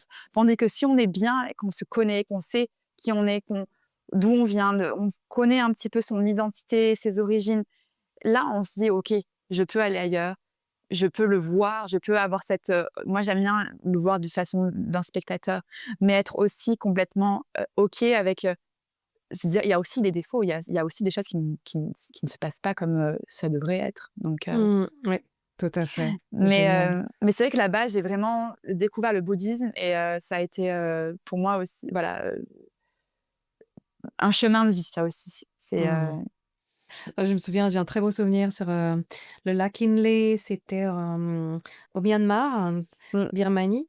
Et donc, bah, dans tous les temples, un peu comme ici en Europe, en fait, on ne le remarque plus, mais il y a des petites histoires. Apparemment, mmh, les gens ne savaient pas lire. Donc là, il y a les fresques de la vie de Bouddha. Je connais pas tout, mais ouais, j'en connais certaines. Et donc, j'expliquais à mes petites filles, tiens, hein, là, l'histoire de la graine de sésame, ça c'était sur le ouais, deuil. Et puis plein d'autres comme ça, on voyait la naissance de Bouddha, etc. ouais. Et donc, il y a une guide locale qui s'approche de moi, qui me dit: «Ah, c'est génial, vous savez que ma mère faisait la même chose avec moi dans ce temple avant, m'expliquait Bouddha avec les images. Ça dit: "Ça me touche tellement de vous voir, vous, en train de faire la même chose, vous qui venez de si loin, avec vos petites filles." C'était je sais Voilà, pas, c'est un moment qui m'est resté, ouais. ouais, comme quoi en fait, on est tous différents, mais voilà, on se réunit tous aussi, sur les mêmes histoires, hein. Et tu connais Thich Nhat Hanh? Je crois que Thé, qu'on l'appelle bien. Oui, Ouais, voilà, c'est lui qui faisait vraiment le bien trait sûr. d'union entre Ouais. ce moine bouddhiste vietnamien qui avait été exilé en France. Oui, exactement. Et qui est très vénéré aussi bien là-bas d'ailleurs. Ouais, J'ai vu des inscriptions de oui, lui, c'est vrai. au Myanmar aussi d'ailleurs, comme ici en France. Ouais. Sur, son enseignement, c'était quelqu'un de très intéressant et comme quoi effectivement, parfois on trouve ailleurs, Mmh, lui a trouvé ici dans le christianisme des choses qui faisaient bien écho sûr. bouddhisme et Ouais, nous, dans le bouddhisme, on retrouve des choses aussi qui c'est nous ça. parlent. C'est très chouette ces Ouais. ponts. Mais Mmh. d'ailleurs, il y a Mathieu Ricard qui vit au monastère, principalement au Népal, à Chenchen, au monastère de Chenchen. Donc pareil, c'est encore une fois, donnant-donnant. On se retrouve un petit peu là-bas, nous on retrouve un petit peu et j'aime bien cet effet ping-pong un petit peu où, Oui, oui. qui est pas que d'un côté et voilà, on apporte un petit peu, il nous apporte un petit peu, mais ouais, je suis d'accord avec toi et Qu'est-ce qui te parle le plus dans le bouddhisme? Puisque toi, tu as fait un chemin déjà de ce mmh. côté-là. Alors j'ai écrit je suis en train d'écrire mon livre, j'ai écrit un petit texte sur le Oh, trop non, bien! sur le bouddhisme et je me le suis noté parce que j'aurais aimé voilà, je voulais vraiment te le partager donc si tu permets, je te le partage, ce que j'ai Avec écrit grand plaisir. sur le bouddhisme, pourquoi j'aime et pourquoi ça me tient autant à cœur. Donc j'ai marqué: «J'aime la culture bouddhiste parce qu'elle offre une vision du monde à la fois simple et profonde, qui résonne avec ma sensibilité. Elle m'apprend que chaque action a un impact et que la bienveillance envers les autres est autant un chemin qu'un état d'esprit. La pratique de la compassion et de l'amour pour autrui n'est pas seulement un idéal, mais une invitation à transformer le quotidien et à cultiver la paix intérieure. J'admire aussi sa manière d'accueillir les émotions et les expériences de la vie sans jugement. La joie, la peine, la peur, l'incertitude sont observées avec lucidité et acceptation, ce qui permet de mieux se connaître et de mieux comprendre les autres. Cette approche m'inspire à vivre avec attention, à respecter chaque être vivant et à garder une vision du monde ouverte et douce, malgré les difficultés. Et Mmh. c'est vraiment ce qui me représente le plus. Et là, voilà, j'ai fait 7 jours de méditation en silence, où on méditait 7 jours, 7 jours sur 7, 7 jours, 7 heures par jour. Et, et c'est vraiment ça. Donc moi, j'ai fait une méditation sur la culture bouddhiste avec des mantras de Tara, etc. Et c'est vraiment voilà, cette compassion, cet éveil, cette ouverture, cette gentillesse qu'il faut continuer de cultiver en soi, que j'aime autant dans le bouddhisme, qui me permet autant de pouvoir me connaître et m'enraciner en quelque sorte. Mmh. Oui, il y a des choses qui Mm. sont mes petites filles préfèrent le bouddhisme, elles elles sont très bien ici aussi, mais elles trouvent que les Oui, églises sont plus belles. non, Elles il il y y a a à prendre un peu de tous les côtés, mais mais oui, bien sûr. Non, non, ça va, elles sont ouais. bien dans notre religion aussi, mais je vais à un moment, il y en a une qui me dit: «Ouais, bah, Bouddha, il a quand même l'air plus heureux, hein». J'ai dit: «C'est vrai que les croix dans toutes les églises, c'est un peu plus tristounet, Mais il y a pas à tu dire». vois, la mort, moi, c'est rien que ça. On en parlait, enfin, celle qui nous faisait les séances de méditation nous en parlait. C'est encore la mort est complètement différente. Dans le christianisme, c'est très, ben voilà, c'est noir, c'est quelque chose, on enterre. Enfin, c'est assez, c'est triste, disons-le, comme il est. Tandis que moi, quand j'ai vu quand j'avais 24 ans, quand je suis arrivée à Pashupatinath, au Népal, avec ces corps qui étaient allongés en fait sur le sol, sur des comment dire, sur du bois qui était transporté et posé là, et qu'en fait il y avait tout le monde avec des couleurs autour qui dansaient, qui chantaient. Il y avait vraiment une célébration de la mort. Et d'ailleurs, le deuil dure 3 jours, donc en fait pas le deuil, mais pour dire du moment où la personne décède au moment où elle est brûlée, il y a 3 jours qui s'écoulent. Et pendant ces 3 jours-là, on célèbre. Et il y a tout ce qui est réincarnation. Donc en fait, c'est uniquement le corps physique qui meurt. L'âme reste intacte. L'âme se remettra dans un autre corps. Donc il y a vraiment un rapport à la mort qui est complètement différent du christianisme, de notre religion. Voilà, moi, ici, quand j'ai vu un enterrement, j'allais à l'enterrement de ma grand-mère il y a quelques années, c'est triste, c'est terriblement, ça fait mal au cœur. Tandis que là-bas, il y a une forme de légèreté dans la mort. Et de voir tous ces corps assemblés les uns à côté des autres en train de se faire brûler, moi je me souviens, je suis tombée dans les pommes, c'est simple. J'avais 24 ans, j'étais pas prête à ça. Et en fait, ça m'a tellement appris parce qu'avec du recul, je me suis dit: «Mais waouh, quoi!» Moi qui pensais que quand quelqu'un décédait, c'était un enterrement, les funérailles, le noir, il fallait porter du noir. J'avais un modèle, mais complètement extrême, complètement à l'opposé de ce que j'avais vu et vécu auparavant. Et donc voilà, c'est vrai que c'est aussi, pour ça que j'aime cette culture, bouddhiste qui est aussi, différente et qui, apporte aussi différentes choses. Mais comme tu dis, c'est bien de prendre un petit peu tout de temps en temps. Tu vas chercher profond quand tu voyages, c'est magnifique. Et donc après le Népal maintenant, qu'est-ce qu'il y a eu? Donc après le Népal, je suis devenue professeure des écoles. Quand même, elle a Voilà. fini par utiliser son J'ai eu mon diplôme. Si, concours, on n'y croyait plus. voilà. Non, voilà, exactement. J'ai travaillé à un moment donné. J'ai travaillé donc dans les Alpes-Maritimes en tant que professeur des écoles. J'ai eu mon concours avec du premier coup. J'ai beaucoup travaillé pour ça.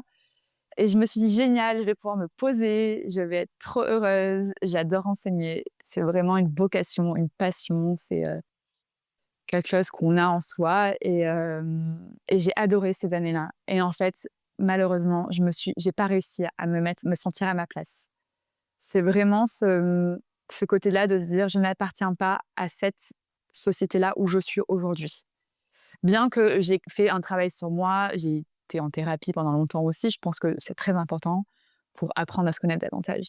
Mais j'avais vraiment ce truc-là de me dire, non.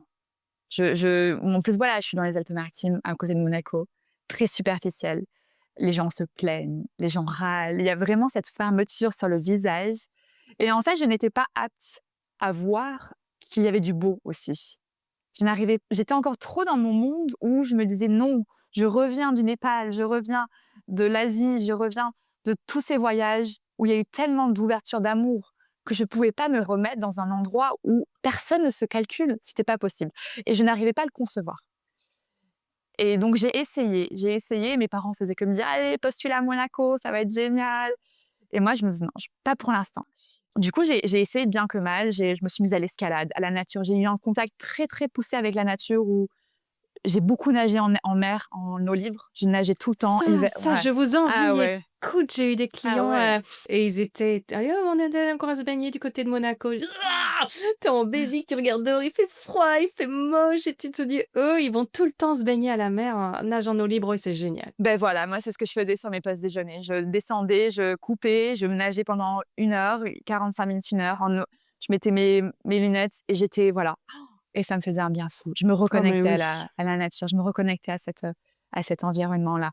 Et, mais voilà, j'ai essayé, je me suis mise à l'escalade. J'ai fait beaucoup, beaucoup d'escalade, beaucoup de randonnées, beaucoup de nage, avec vraiment ce rapport-là où je voulais découvrir un petit peu plus ce que la nature pouvait nous donner et ce que nous, on pouvait lui rendre. Mais malheureusement, voilà, je suis arrivée à bout au bout de 3-4 ans. Je ne sais plus combien de temps, 4-5 ans, je suis restée. Chaque année, je faisais mes demandes pour partir à l'étranger. Donc, entre-temps, je suis partie au Sri Lanka. J'ai retrouvée au Sri Lanka. Je suis partie en Inde. J'ai traversé l'Inde en solo, sac à dos. Je suis partie faire des retraites de méditation en Inde. Je suis partie sur Rajasthan, vivre dans des petites familles locales. J'ai adoré l'Inde, d'ailleurs, ça c'est dit. Je crois qu'on va faire une saison ensemble. Mais Ouais. quelle vie, Lisa. J'ai Génial. découvert les écoles en Inde. D'ailleurs, j'étais dans une petite maison, à Munnar, j'étais. Je suis restée pendant plusieurs semaines chez une dame qui m'a accueillie et elle était professeure des écoles. Donc, je suis allée l'aider en Inde, à Munnar. Et elle m'a dit un jour le mot Asta, qui veut dire faire confiance en la vie. Et j'ai tatoué sur moi, qui est là. Oh, c'est joli. Ouais, et donc voilà, c'était vraiment, heureusement, voilà, j'avais les vacances scolaires et j'avoue, je partais dès la fin des cours en juillet et je revenais la veille en septembre. Donc ça me faisait 2 gros mois où je pouvais vraiment partir. Donc voilà, gros voyage en Inde, le train de nuit toute seule. En plus, je prenais toujours les trains les moins chers pour vraiment vivre l'expérience. Moi, j'ai toujours été en quête d'expérience locale, sans me comparer aux locaux, mais vivre localement. Vivre en essayant de me mettre à leur place. Voilà. J'ai jamais été intéressée par les voyages de groupe, par les voyages à plusieurs, par les voyages avec les étrangers. J'ai toujours voulu aller hors des sentiers battus, de voir un petit peu comment est-ce qu'on pouvait vivre de façon locale, nature, en fait, un petit peu. Donc voilà, ça a été un super voyage. Et jamais été enquiquinée en Inde en tant que Non, jamais. femme aux yeux bleus, non? Non, vraiment. Très bien. Mais en fait, encore une fois, c'est la façon dont on aborde les choses, je pense. Moi, j'ai ma mère, alors si je lui réponds pas pendant 3 jours, 2 jours, elle panique, quoi. Mais une fois qu'on est sur place, il y a vraiment... Non, moi, j'ai fait que de belles rencontres. Et je pense que c'est parce que on attire aussi ce que l'on projette. Si on arrive avec la peur, avec l'angoisse de se faire peut-être enquiquiner, on le recevra, c'est sûr. Moi, je suis toujours partie avec cette, cette envie-là de découvrir simplement et d'être très positive. Je pense que je suis trop positive pour des fois, mais je sais pas si ça existe, mais Non, elle est jamais trop. voilà. Mais c'est vrai que ma mère, elle me dit, elle me fait: «Lisa, t'es peut-être un peu trop naïve parfois» et je pense pas que ce soit la naïveté. C'est juste une vision différente de la vie et ma mère, c'est un petit exemple, mais parfois on se balade en voiture et elle me dit: «Non, mais on va jamais trouver de place là, c'est pas possible» et je lui dis: «Mais maman, arrête de manifester qu'on trouvera pas de place. Pourquoi tu manifestes ça? Justement, manifeste, je vais trouver une place». La visualisation, le pouvoir de la visualisation et en fait, quand elle est avec moi, elle me dit: «Mais c'est incroyable, on trouve toujours des places» et je fais: «Non, c'est parce qu'en fait, on manifeste quelque chose de positif». Donc dans les voyages, c'est pareil. Pour moi, j'ai toujours manifesté du bon, du beau. Bien sûr, hein, comme on disait tout à l'heure, il y a des choses voilà, il y a encore un rapport à la femme qui est encore assez, reculé, mais de mon expérience, j'ai que eu du positif. Après, j'ai eu des galères, bien sûr. Il y a pas de voyage sans galère. Bah non, non, Voilà. j'allais dire. Ou Mais alors, t'as vraiment voilà. un pouvoir de visualisation. Oui. Il faudrait que tu me Non, donnes c'est la ça. recette, hein, si t'as rien eu. Non, mais encore une fois, c'est une façon de les aborder, je pense. Hmm. Ça dépend de la façon dont on les aborde. Tu as une image carte postale, enfin ta carte postale du Rajasthan, quand on te parle de cette expérience Rajasthan, la première image qui te vient, c'est quoi? Les couleurs. Les couleurs. Les couleurs.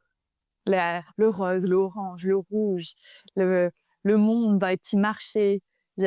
En plus, moi, j'aimais bien, j'avais un trou dans mon pantalon. J'ai cherché les petits couturiers que personne ne voyait pour aller me faire recoudre mon pantalon. Ah non, ouais, c'était incroyable. Les bijoux, ces parures-là, ces tenues incroyables. Hein. Ouais. Donc, ouais, Ah, c'est vraiment la couleur. extra. Ouais. Et après? Et donc, j'ai donc travaillé entre-temps et j'ai commencé à me dire que je voulais repartir. Donc, j'avais vraiment cette idée-là de me dire: «Je veux aller enseigner à l'étranger».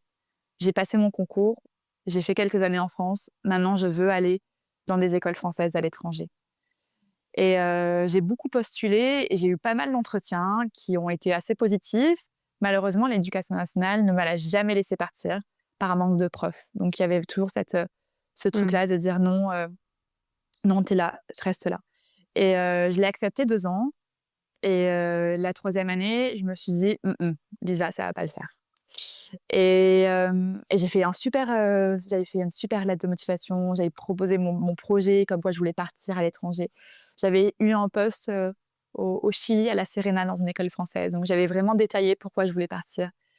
Rien n'est passé, ils ont rien voulu entendre, voilà, même pas laissé partir 1 an et donc à ce moment-là, j'ai eu 2 possibilités. Je reste ou je pars et je suis partie. J'ai quitté l'éducation nationale, donc j'ai dit au revoir à mon concours que j'ai mis beaucoup de temps à passer, j'ai mis beaucoup d'énergie, j'ai beaucoup travaillé et voilà, je suis partie. J'ai trouvé un poste dans une école, au Gabon, donc à Port-Gentil, dans une école française et j'ai été accompagnée tout le long par, le directeur qui a été, incroyable et qui m'a soutenue dans toutes les démarches. Et en fait, le Gabon est apparu vraiment, comme une évidence à ce moment-là. Mes parents ont déménagé, ils ont déménagé en face. En face, il y avait l'ambassade du Gabon. J'allais chez mon médecin qui revenait de 3 semaines, du Gabon où elle a visité son frère, qui travaille dans une ambassade. Donc en fait, il y a eu que des moi voilà, je fais beaucoup attention aux signes et il y a eu beaucoup de signes qui m'ont poussée à partir au Gabon. Donc me voilà partie, en 2023, au Gabon.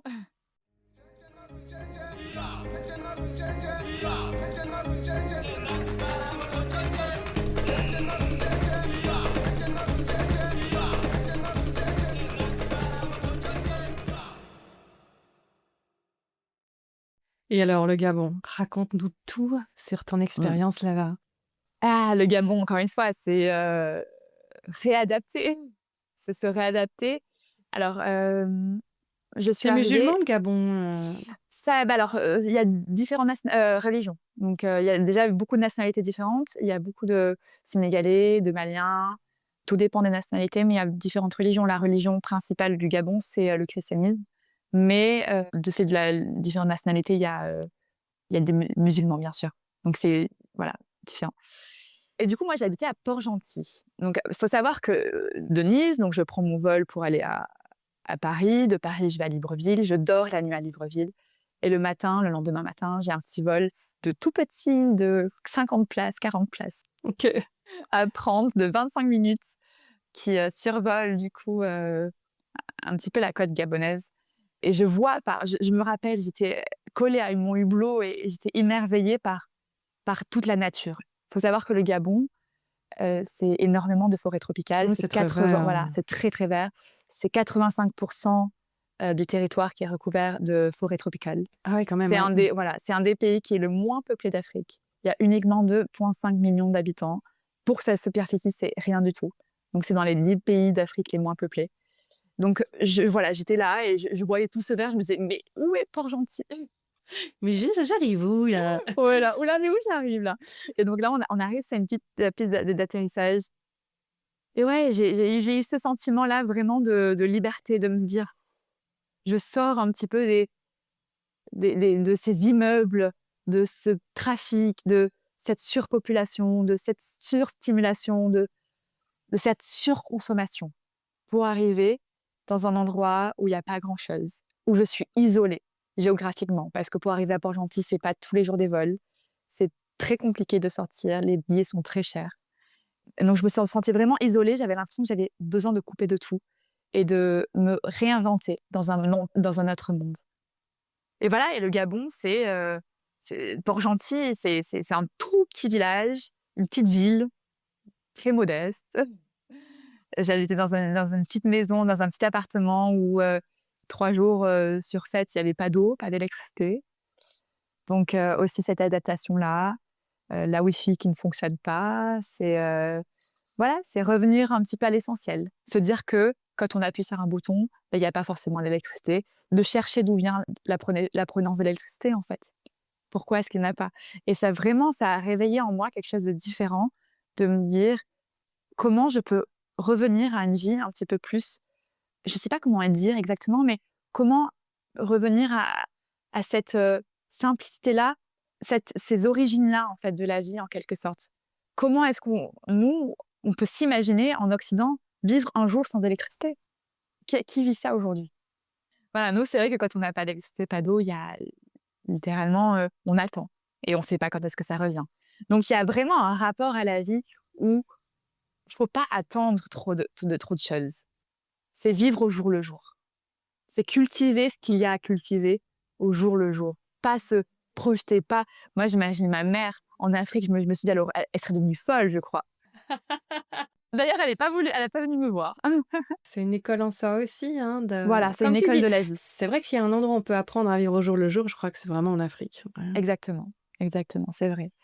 Et pareil, quand on va au supermarché, s'attendre à qu'il n'y ait pas forcément de la nourriture. Il y avait des pénuries, vu que nous, on était réapprovisionnés par cargo, c'était pas tous les jours, c'était une fois par semaine, une fois tous les 2 semaines parfois. On a passé plusieurs semaines sans nourriture dans les supermarchés, où il n'y a plus d'eau, il n'y a plus de farine, plus d'œufs. Et c'est vivre vraiment avec les éléments qui sont présents et pas trop attendre de la vie, pas avoir trop d'attentes. Mmh. Et les liens que tu as créés là-bas, hein, quels sont les gens que tu fréquentais? Alors moi, j'ai été... Alors, il y a un côté qui a été assez difficile pour moi, c'est que moi qui voyageais beaucoup pour créer des contacts locaux, j'ai malheureusement pas rencontré tant que ça que locaux, parce qu'il y a vraiment 2 mondes qui se diffèrent en fait au Gabon. Le Gabon, c'est un pays assez pétrolier, donc il y a beaucoup d'expatriés qui y vont pour le pétrole, qui vont travailler pour le pétrole, pour les forêts. Il y a beaucoup de bois aussi. Moi, je me sentais un petit peu différente parce que j'étais en contrat local dans une école. Donc, je ne me considérais pas forcément comme une expatriée non plus. Donc, il y avait beaucoup d'étrangers. Mais c'est vrai qu'il y a une difficulté à rencontrer et à avoir des liens avec des locaux, bien que j'ai essayé pendant ces 2 années-là. J'ai gardé un très, très bon contact avec la personne avec qui je travaillais, Suzanne, qui était donc mon assistante maternelle, qui était absolument géniale. Et là, elle m'a envoyé un message ce matin d'ailleurs pour avoir de mes nouvelles. Donc voilà, et qui était une personne très simple, très souriante, qui possédait très peu, qui m'a vraiment fait un petit peu découvrir comment ils vivent avec un salaire qui est très très bas et que voilà, c'est totalement différent de nous, ce qu'on avait et que moi-même j'avais. Et tu as enseigné aux enfants d'expat ou à des enfants locaux? Alors c'était une école française, mais on avait un petit peu de toutes les nationalités. Donc dans ma classe, il y avait des Gabonais, j'avais des Ivoiriens, des Camerounais, j'avais des Mexicains, j'avais un peu de toutes les nationalités. Donc il y avait vraiment cette chance-là de pouvoir se mélanger de façon culturelle qui est magnifique, je trouve, pour les enfants et qui leur apprend encore plus la tolérance de l'autre et la Ouais. diversité, la différence. Tiens, si c'était Voilà. si c'était aussi un endroit pétrole, la Ouais. mentalité sinon, ça allait de chez les adultes ou tu as trouvé ton compte? Alors c'était pas facile Non, hein? Ouais. c'était pas facile. C'est Mmh. vraiment pas facile. Alors Mmh. j'ai vraiment créé de très belles amitiés, très simples avec des amis qui seront toujours très forts dans mon cœur, très profonds dans mon cœur parce que la vie au Gabon, c'est pas facile. On vit de façon très isolée. Comme je disais, il y a pas toujours tout ce qu'on veut. On a beaucoup de galères, l'administration est très compliquée. Il y a aussi moi quand j'y étais, il faut savoir qu'il venait y avoir le coup d'État. Donc Mmh. c'était quand la chute, de l'ère Bongo. Donc je suis arrivée couvre-feu, jusqu'à 18h30 pendant 1 an et demi. Pendant 1 an et après c'est passé à minuit. Donc c'était assez compliqué, voilà, d'arriver dans un nouveau pays, d'être dans un pays aussi différent avec aussi, voilà, des choses, au quotidien qui étaient assez difficiles. Donc forcément, on crée des liens et on crée une communauté.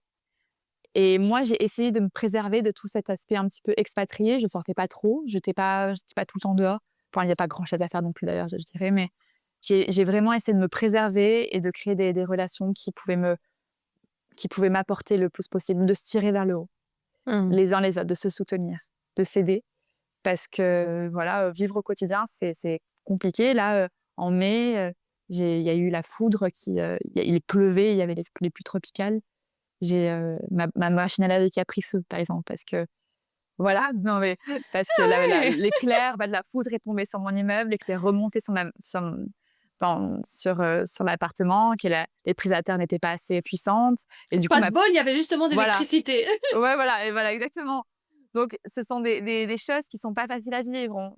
J'ai eu le paludisme, en juin, donc j'ai été hospitalisée. Donc c'est vrai que ce sont des moments qui, si on n'a pas une communauté et des personnes qui nous soutiennent, c'est difficile. Donc j'ai vécu une vie très solitaire, mais aussi, très proche avec certaines personnes.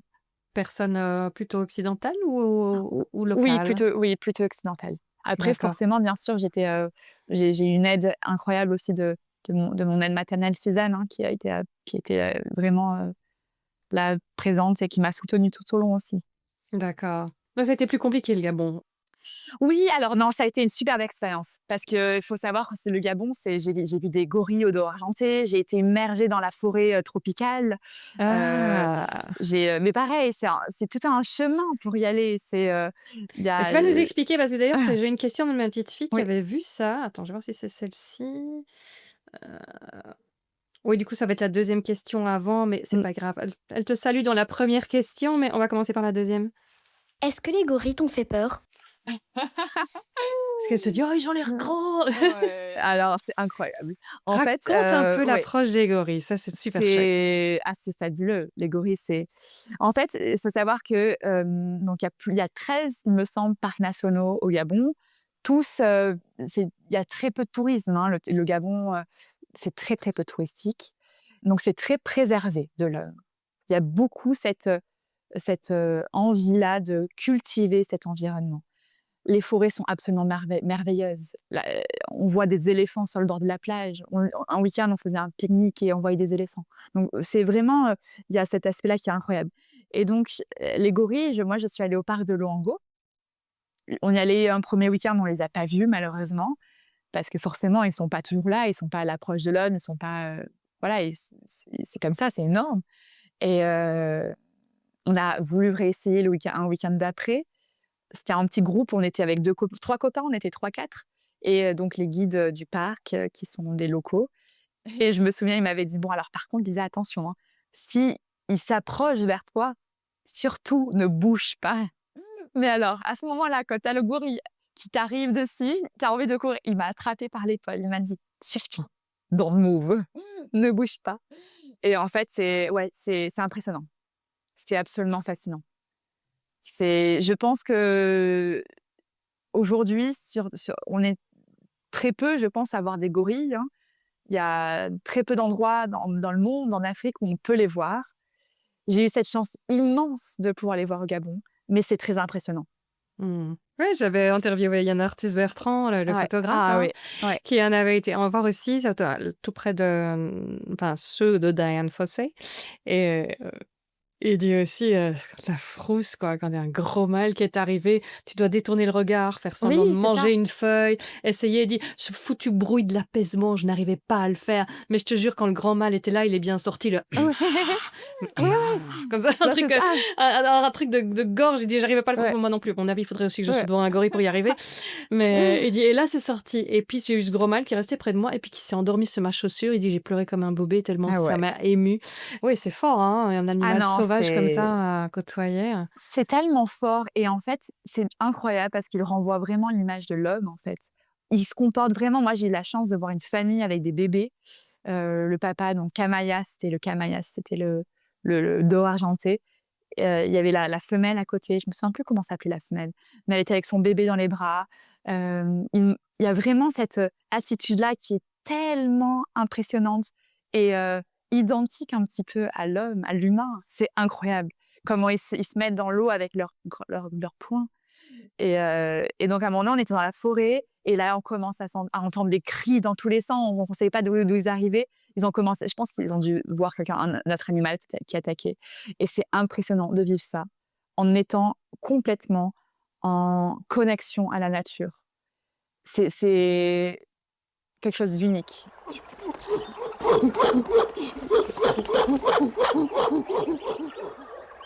Et on était 3 étrangers là dans la forêt avec les guides. C'était des chercheurs qui travaillaient pour voir un petit peu les réactions des gorilles, ce qu'ils mangeaient, etc. Et de pouvoir être immergé comme ça, de façon sur leur territoire, on se sent si petit. Et on se dit mince, mais on est sur leur territoire en fait. Donc on essaie de se faire le plus petit possible, le plus discret possible. Et il y a ce que j'adore, c'est cette connexion-là qu'il y a entre les animaux, la forêt et l'humain. Et c'est vraiment cette notion-là de respect mutuel. Si on les dérange pas, ils nous dérangent pas. Ils Et, ont aussi des problèmes de braconnage au Gabon?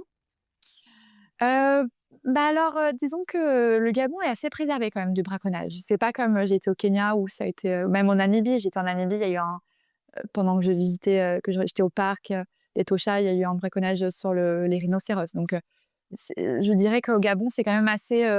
Alors oui, il y en a, mais c'est peut-être moins important que d'autres pays qui sont très,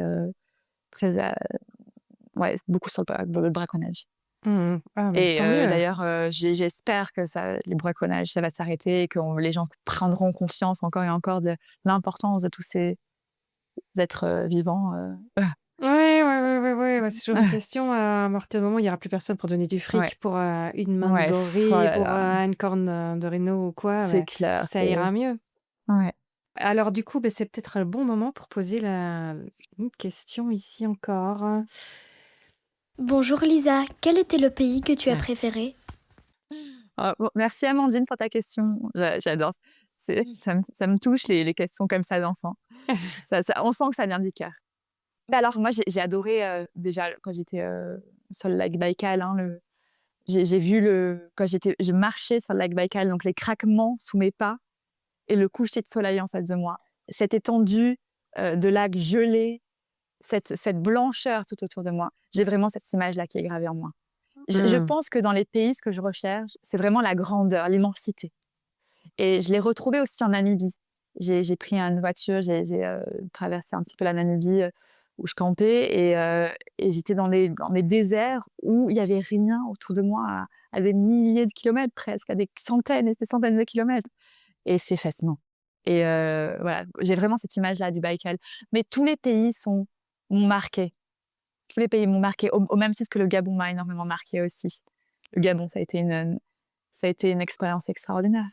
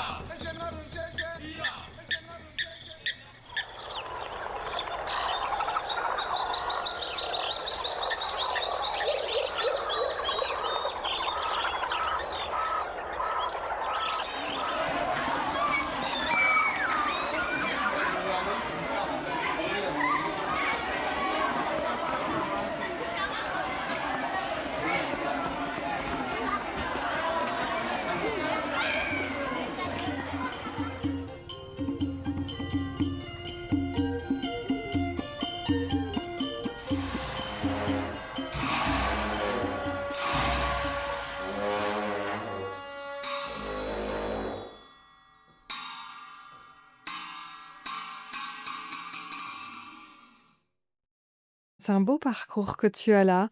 Je voulais savoir un petit peu l'échec qui t'a le plus appris dans Mm. ta vie, dans tes pérégrinations. Donc, j'aime bien ce genre d'enseignement. Ouais. Alors, je dirais que... Alors moi, c'est marrant, je dis toujours à mes élèves, il faut échouer, il faut se tromper pour réussir.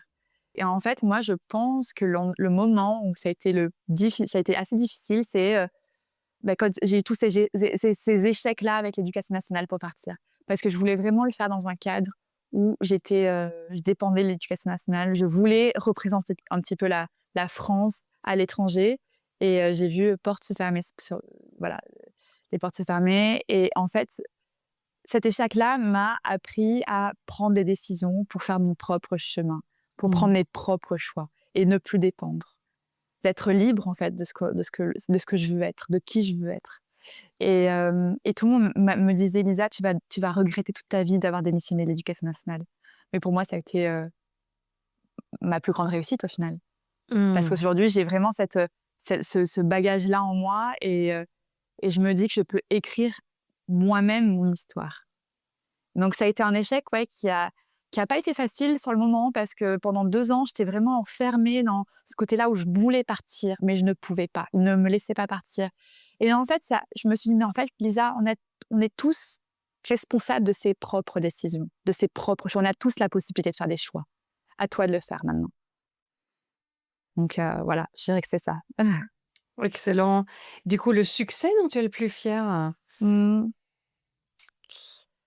Ah, le succès. Ben alors, pareil, il n'y a pas eu un succès, mais je pense que c'est d'avoir su rester fidèle à moi-même au travers de toutes ces expériences. Ne pas avoir changé un petit peu d'identité, m'être laissé influencer par la société, ne pas m'être laissé influencer par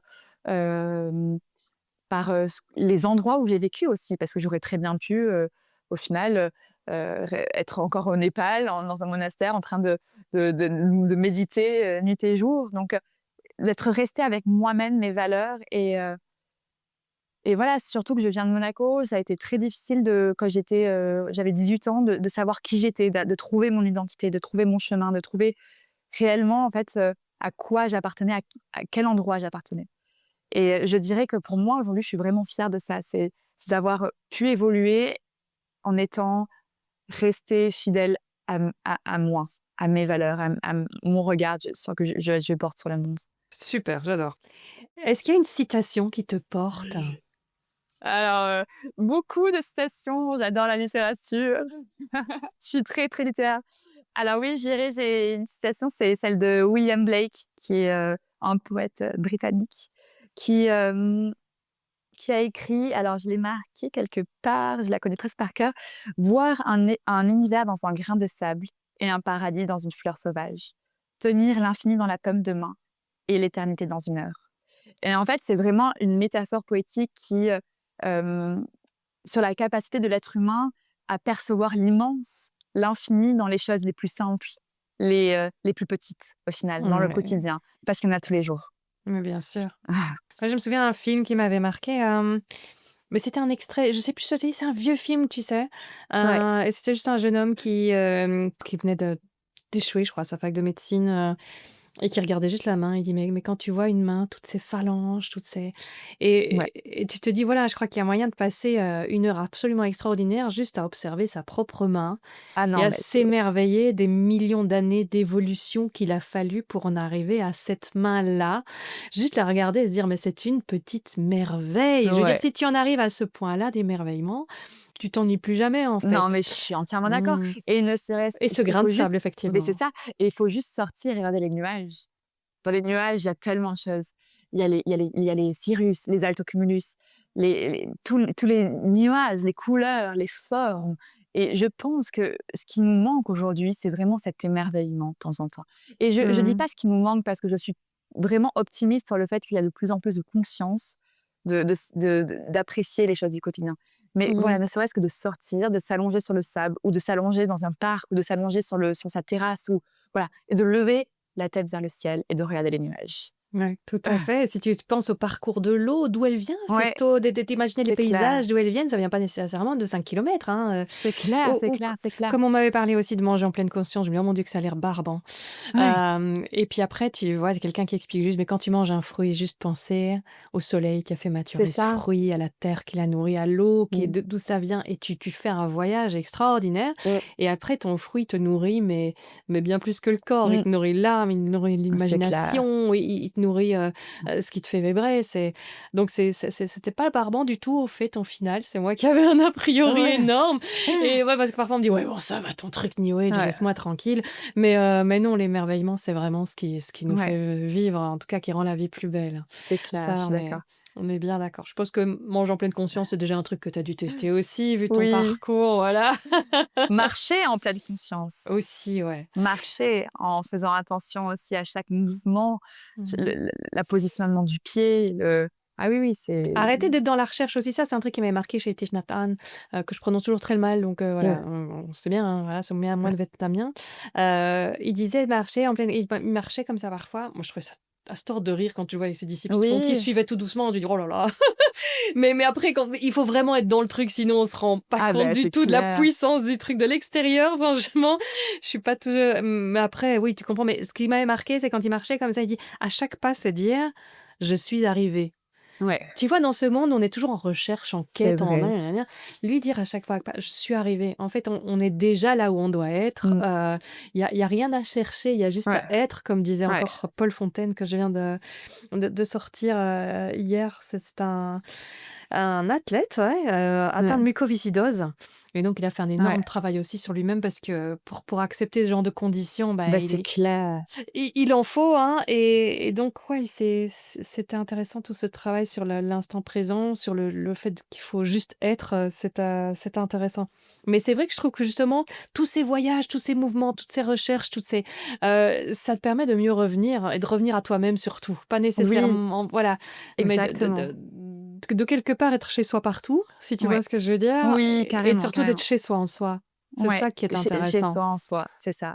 Et je pense que c'est aussi ce que je recherchais. Donc je peux revenir en fait au final à la première question. Ce que je recherchais, c'était vraiment comment je pouvais me sentir chez moi au final, en soi.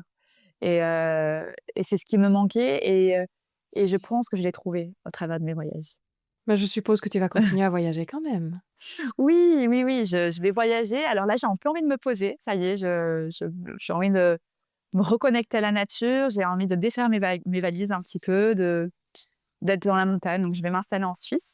Mais je rêve de partir au Tibet, par exemple. Là, j'ai le Tibet, j'ai Bhoutan. Moi, je suis une grande fan d'Alexandra Davinel. Alors, Ah bah quand j'ai oui. lu, quand j'étais petite, Une Parisienne à la salle, ça fait depuis toute petite que j'ai envie d'aller au Tibet.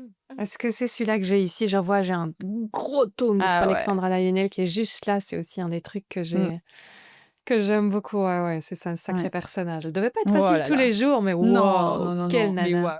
Et la Maillard, c'est pareil, hein, les Maillard, elle a même combat aussi, hein, mais c'est des femmes qui sont absolument fascinantes. Donc forcément, elles poussent toujours à vouloir se découvrir et découvrir. Mais je pense qu'il est aussi important de pouvoir, à un moment donné, se poser, défaire ses valises et pouvoir laisser tout ce qui s'est passé s'imprégner en soi. Et je suis vraiment dans cette étape-là de ma vie. Avec justement cette difficulté parfois de ne pas se refaire à la laisser happer, C'est ça, arriver vraiment à décanter, mais à le exactement. garder plutôt que de tout de suite se faire Voilà. aspirer par l'extérieur, ouais. Mais du coup, ton actu, on en a parlé, mais alors où est-ce qu'on peut te retrouver? Pour ceux qui ont envie de suivre, explique-nous où on peut, voir, ton parcours. Oui, alors, bon, j'ai Instagram, c'est vrai que je publie quelques photos, mais je publie pas grand-chose non plus. C'est, Mais il y a de quoi se faire une idée ouais. et puis s'il y a un livre qui Oui. arrive, je suppose que c'est là que tu l'annonceras? Ouais. Ouais. Oui, alors, du coup, moi, c'est Pistoco Lisa sur Instagram, Pisto2co Lisa et je suis en train de terminer mon livre, j'espère là, je suis en train de contacter certains éditeurs. Donc voilà, sur l'histoire de ma vie, sur un petit peu mes enseignements, les enseignements de la vie, de l'âme, du cœur et qui sortira bien, j'espère, peut-être l'année prochaine, on verra. Je croise les doigts. Extra. J'ai aussi, j'ai écrit aussi, des albums pour enfants il faut que je me relance à la recherche d'éditeurs parce que j'étais en Afrique quand je les ai écrits. Donc, sur une petite fille qui était donc au Gabon, qui a raconté un petit peu ses voyages au Gabon. Donc, la rencontre avec les gorilles, mais aussi un nouveau pays, l'acclimatation. Donc voilà, pareil, donc je suis en train de rechercher des éditeurs. Donc, on verra bien. Encore une aventure? Voilà, exactement. Et je termine aussi mes diplômes. Là, je suis en train de terminer ma formation de psychologie de l'enfance. Donc, Mmh. voilà, je suis un petit peu sur différents petits panels. Ouais, super intéressant. Bah, écoute Lisa, un énorme merci de m'avoir contactée, un énorme Mmh, merci pour ton temps aujourd'hui. mmh, C'était un super chouette échange, j'ai vraiment bien ouais. profité. Mais merci à toi vraiment, Anne, parce que ça a été, moi, j'écoute tes podcasts depuis, voilà, depuis longtemps. Là, surtout avec le Vendée Globe, quand il y a eu tous les épisodes sur le Vendée Globe, quand j'ai écouté avec, Caroline, c'est vrai que c'est toujours inspirant, en fait, de pouvoir voir comment tu mets à l'aise les gens et ta bienveillance et ton ouverture. Donc, merci à toi, Ah, vraiment. merci. Il y a pas une question, en fait, tu voulais encore mettre, une question que je t'ai pas posée, que tu aurais voulu que je te pose ou quelque chose? Je vois que tu avais préparé Ah! certaines petites choses, parce qu'on peut encore le rajouter. Non, non, non, j'avais juste écrit un petit texte que j'avais pris de mon cahier Oui! sur Omboué, sur le Gabon. Si je peux finir sur ça, du coup. Oui! Fais-nous une petite lecture sur ton Ouais, expérience au voilà. Gabon, c'est super. C'était écrit le samedi 25 janvier à Omboué, donc c'était un endroit que j'aimais beaucoup du Gabon, à Mmh. quelques heures de Port-Gentil. Il est 19h17. Je prends quelques instants pour noter ces quelques pensées. Pensées qui me font sourire, souvenirs que je veux pour toujours. Aujourd'hui, c'est typiquement une journée qui me rend heureuse. Départ avec les copains pour Omboué. Les routes sont mouvementées. Le ciel est bleu. La terre est rouge. La nature qui défile sous mes yeux. Elle est verte. Si verte lorsqu'il fait si bleu. On pique-nique sur le chemin, au bord d'une plage. Plage entre forêt tropicale et océan. Cet océan qui te fait sentir forte, libre en même temps.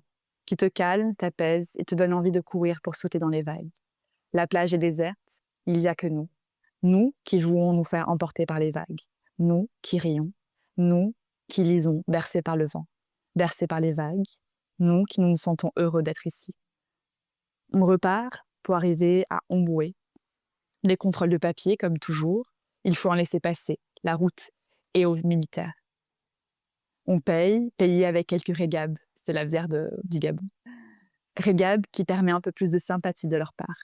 Moi, je reste un véhicule. Je n'ai pas la force aujourd'hui de recevoir une énième réflexion, un regard déplacé. Ce sentiment d'être dépossédé de ma propre personne. Et enfin, le panneau d'Omboué qui s'affiche devant mes yeux. Omboué, c'est ce petit paradis. Omboué, ce petit village. Si calme, si paisible. La lagune, on se voit dans cette eau. Si plate, si paisible. Je pars m'asseoir sur le ponton. J'ai ce besoin de prendre du recul, de souffler, d'observer. De me dire à quel point je suis chanceuse de vivre ces moments. D'une douceur unique. Et je décide d'aller marcher. J'ai envie de découvrir, de déconnecter. Le soleil se couche. C'est mon moment préféré de la journée. Je marche dans ces rues d'Omboué, sur la route principale. Quelques maisons en tôle. Certains vendent des beignets. Il y en a qui sont dehors, qui profitent des derniers moments de la journée. Les villageois sont gentils. Ils nous accueillent avec sourire. Avec des bonsoirs qui nous font sentir comme chez nous. Nous partons au marché avec tout ce que nous pouvons y retrouver. Des poissons fumés, des noix de palme, des corossoles et un peu de produits locaux. Je rencontre 2 femmes, une mère et une fille qui m'expliquent les produits. J'aime cette simplicité, cette facilité à communiquer. J'aime ces moments de partage. Ils sont uniques à mon cœur. Tellement de gentillesse et tellement de pauvreté. Au coin de la rue, les enfants sont envoyés avec leurs seaux pour les remplir et les ramener à leur domicile. Ils font la queue, les uns derrière les autres. Ils sont pieds nus et ils sont touchants d'innocence. Ils sont touchants de naïveté. J'aime pouvoir vivre ces moments qui me rappellent à quel point notre vie est différente en Occident, à quel point nous avons grandi avec tout, l'accès à tout, l'eau, l'éducation, l'électricité, la nourriture. C'est tellement un luxe au final. Et de pouvoir se rendre compte de toutes ces choses nous le fait apprécier encore plus. Au retour, des éleveurs qui pêchent me sourient. Je prends quelques instants pour aller les voir. Leur canne à pêche est en bois, un simple bout de bois avec un fil au bout. C'est toujours avec amusement que je vois les premiers prototypes d'objets que nous possédons et qui sont déjà ultra développés, des matériaux de plus en plus performants. Au final, il y a besoin de choses simples pour vivre une vie simple. C'est déjà fini? Ah, super, Voilà, Lisa. c'est mon petit passage sur Emboué que j'aimais beaucoup et voilà. Génial. Je suis contente d'avoir posé la question. On aurait loupé Mm. un beau moment. Ça aurait Oui, été j'aime bien écrire, j'ai tous mes cahiers, alors j'essaie de garder un peu des notes. C'est super. Et donc, c'est ton cahier d'écriture de là-bas ou c'est déjà dans ton futur livre? Non, là, c'est vraiment mon cahier d'écriture. On est 6 devant la table. Là, j'écris tout le temps depuis toujours. Donc Mm. là, je suis en train de les reprendre, de reprendre un petit peu les passages. Ah, trop bien. Tu n'as pas envie de faire un blog de tout ça? Ah, j'ai toujours été assez pudique, en fait. De tous mes voyages, j'en ai très peu parlé. J'ai du mal à en parler. J'ai beaucoup de mal à en parler, en fait. Ah, j'ai J'ai pas du mal. remarqué, hein. Parce que c'est toi, en fait. C'est toi Ah, qui c'est me donne gentil. la possibilité de m'ouvrir, d'ouvrir ma voix. Mais c'est vrai que j'ai toujours gardé ça pour moi. Et je ne l'ai pas dit, mais je suis partie au Ghana aussi avec mon association. On a encore des choses à raconter. Mm. Et c'est vrai qu'à chaque fois que je revenais de voyage, j'avais cette impression-là de revenir et que rien n'avait changé. Et qu'en fait, je ne voulais pas enlever un petit peu cet amour que j'avais pour les voyages que j'avais faits et de pouvoir presque les dénaturer au final. Je voulais les garder intacts en moi et je les ai écrits. J'ai écrit. Donc voilà. Donc c'est le premier podcast. Donc c'est la première fois que je parle à quelqu'un de ce que j'ai fait. Ah, c'est Et c'est la formidable. première fois que je commence à écrire aussi. Écoute, j'espère que c'était une bonne expérience pour toi. Pour moi, elle Ouais. était délicieuse. Pour moi aussi. Merci beaucoup. Tant mieux. Merci, Lisa. C'est une sacrée voyageuse qui a frappé à ma porte sur la toile, autrice accomplie également. Oui, Lisa, si tu écris depuis toujours et ne te déplaces jamais sans tes carnets, tu es autrice. Publiée ou non, ce n'est qu'un petit détail. Clin d'œil et encouragement à toi. J'espère que vous avez été heureux de participer vous aussi à cette discussion avec vos oreilles et vos propres réflexions. N'hésitez d'ailleurs jamais à me les partager sur Insta, Facebook ou par mail à anbe@storylific.com, anbe@storylific.com. J'adore trouver vos messages glissés sous cette porte virtuelle, alors surtout n'hésitez pas. Avant de nous quitter, je voulais vous rappeler que Storylific soutient la reforestation avec l'ONG Graines de Vie et vous pouvez y contribuer très simplement. Partagez cet épisode sur vos réseaux ou parlez-en autour de vous, car ici c'est avec les oreilles qu'on plante. Si vous voulez aller plus loin, laissez une évaluation sur Apple Podcast ou Spotify, ça prend 30 secondes et ça change vraiment tout pour Storylific. D'ailleurs, sur le récap 2025 que Spotify envoie chaque année aux créateurs, j'ai appris que vous avez davantage partagé les épisodes que 97% des autres podcasts, ça va même jusqu'à 97 en France. J'ai vérifié si cela voulait bien dire ce que je pensais tellement je n'en revenais pas. Je ne suis pas très chiffre et métrique, mais quand cela m'indique que les épisodes vous parlent, c'est très important pour moi. Alors merci du fond du cœur pour votre fidélité et votre aide sans laquelle rien n'est possible pour transformer ce projet en forêt. Storylific va vous proposer de nouveaux formats en 2026, les enregistrements live sur YouTube et Twitch. Je vous tiendrai au courant sur les réseaux et surtout par email. Pour ceux qui se sont inscrits à la newsletter, le lien est dans les notes si le cœur vous en dit. Merci à toi qui as écouté cet épisode jusqu'au bout. Là aussi, le récap Spotify me dit que vous êtes très nombreux à le faire. Ça veut dire que, de 1, vous êtes formidable, et de 2, je ne peux pas commencer à dire n'importe quoi à la fin des épisodes, même si je vais bien sûr continuer à vous mettre les bêtisiers quand il y en a un. C'est important pour moi que tout reste 100% réel sur le podcast. Je ne vous en inventerai pas à grands coups d'IA s'il n'y en a pas. Votre confiance est tellement importante pour moi. Je m'efforce donc de la mériter jusque dans les moindres détails. Je vous souhaite une très belle année 2026 à vous et à vos proches. N'oubliez pas de mettre plus de vie dans vos vies, car si on ne peut les allonger, on peut les rendre plus denses. Par exemple en fixant une date pour vos rêves, car un rêve sans date ne restera toujours qu'un rêve. À bientôt. Tiens, petit détail technique, je sais pas sur quoi frottent tes fils, parce que j'ai pas l'impression qu'ils frottent sur ta chaîne ni rien, mais il y a des petits frottements que j'entends. Peut-être Alors, sur la table. peut-être bien, ouais. je donc- ne sais pas toucher. Je Ouais, suis italienne, alors je bouge dans tous les sens. Ouais, j'ai tendance aussi, donc je comprends Ouais. très bien. Donc, excuse-moi pour la petite parenthèse technique, mais comme ça, on aura un beau son bien propre Oui. derrière. Est-ce que c'est comme ça fonctionne ou pas ça... Comme ça va, oui. Ok, mais je alors, sais pas voilà, trop. c'est gai justement de voir quelqu'un Ouais. d'expressif, mais on Trop va essayer parfois. d'avoir un bon son. Mais non, jamais, on l'est jamais trop. Jamais. Elle m'a dit un jour le mot asta, qui veut dire faire confiance en la vie, et il est tatoué sur moi, qui est là. Ah, c'est joli. Et J'ai donc, pas eu le temps de lire là. ah oui, désolée, alors c'est en indie. Non mais oui, En- c'est ça. C'était là une bête blague de ma part. Je veux dire non, je ne saurais pas le lire. c'est vrai, maintenant. En fait, elle aurait pu m'écrire n'importe quoi. Oui, ça aurait- c'est ça. Je ne sais pas ce qui est marqué.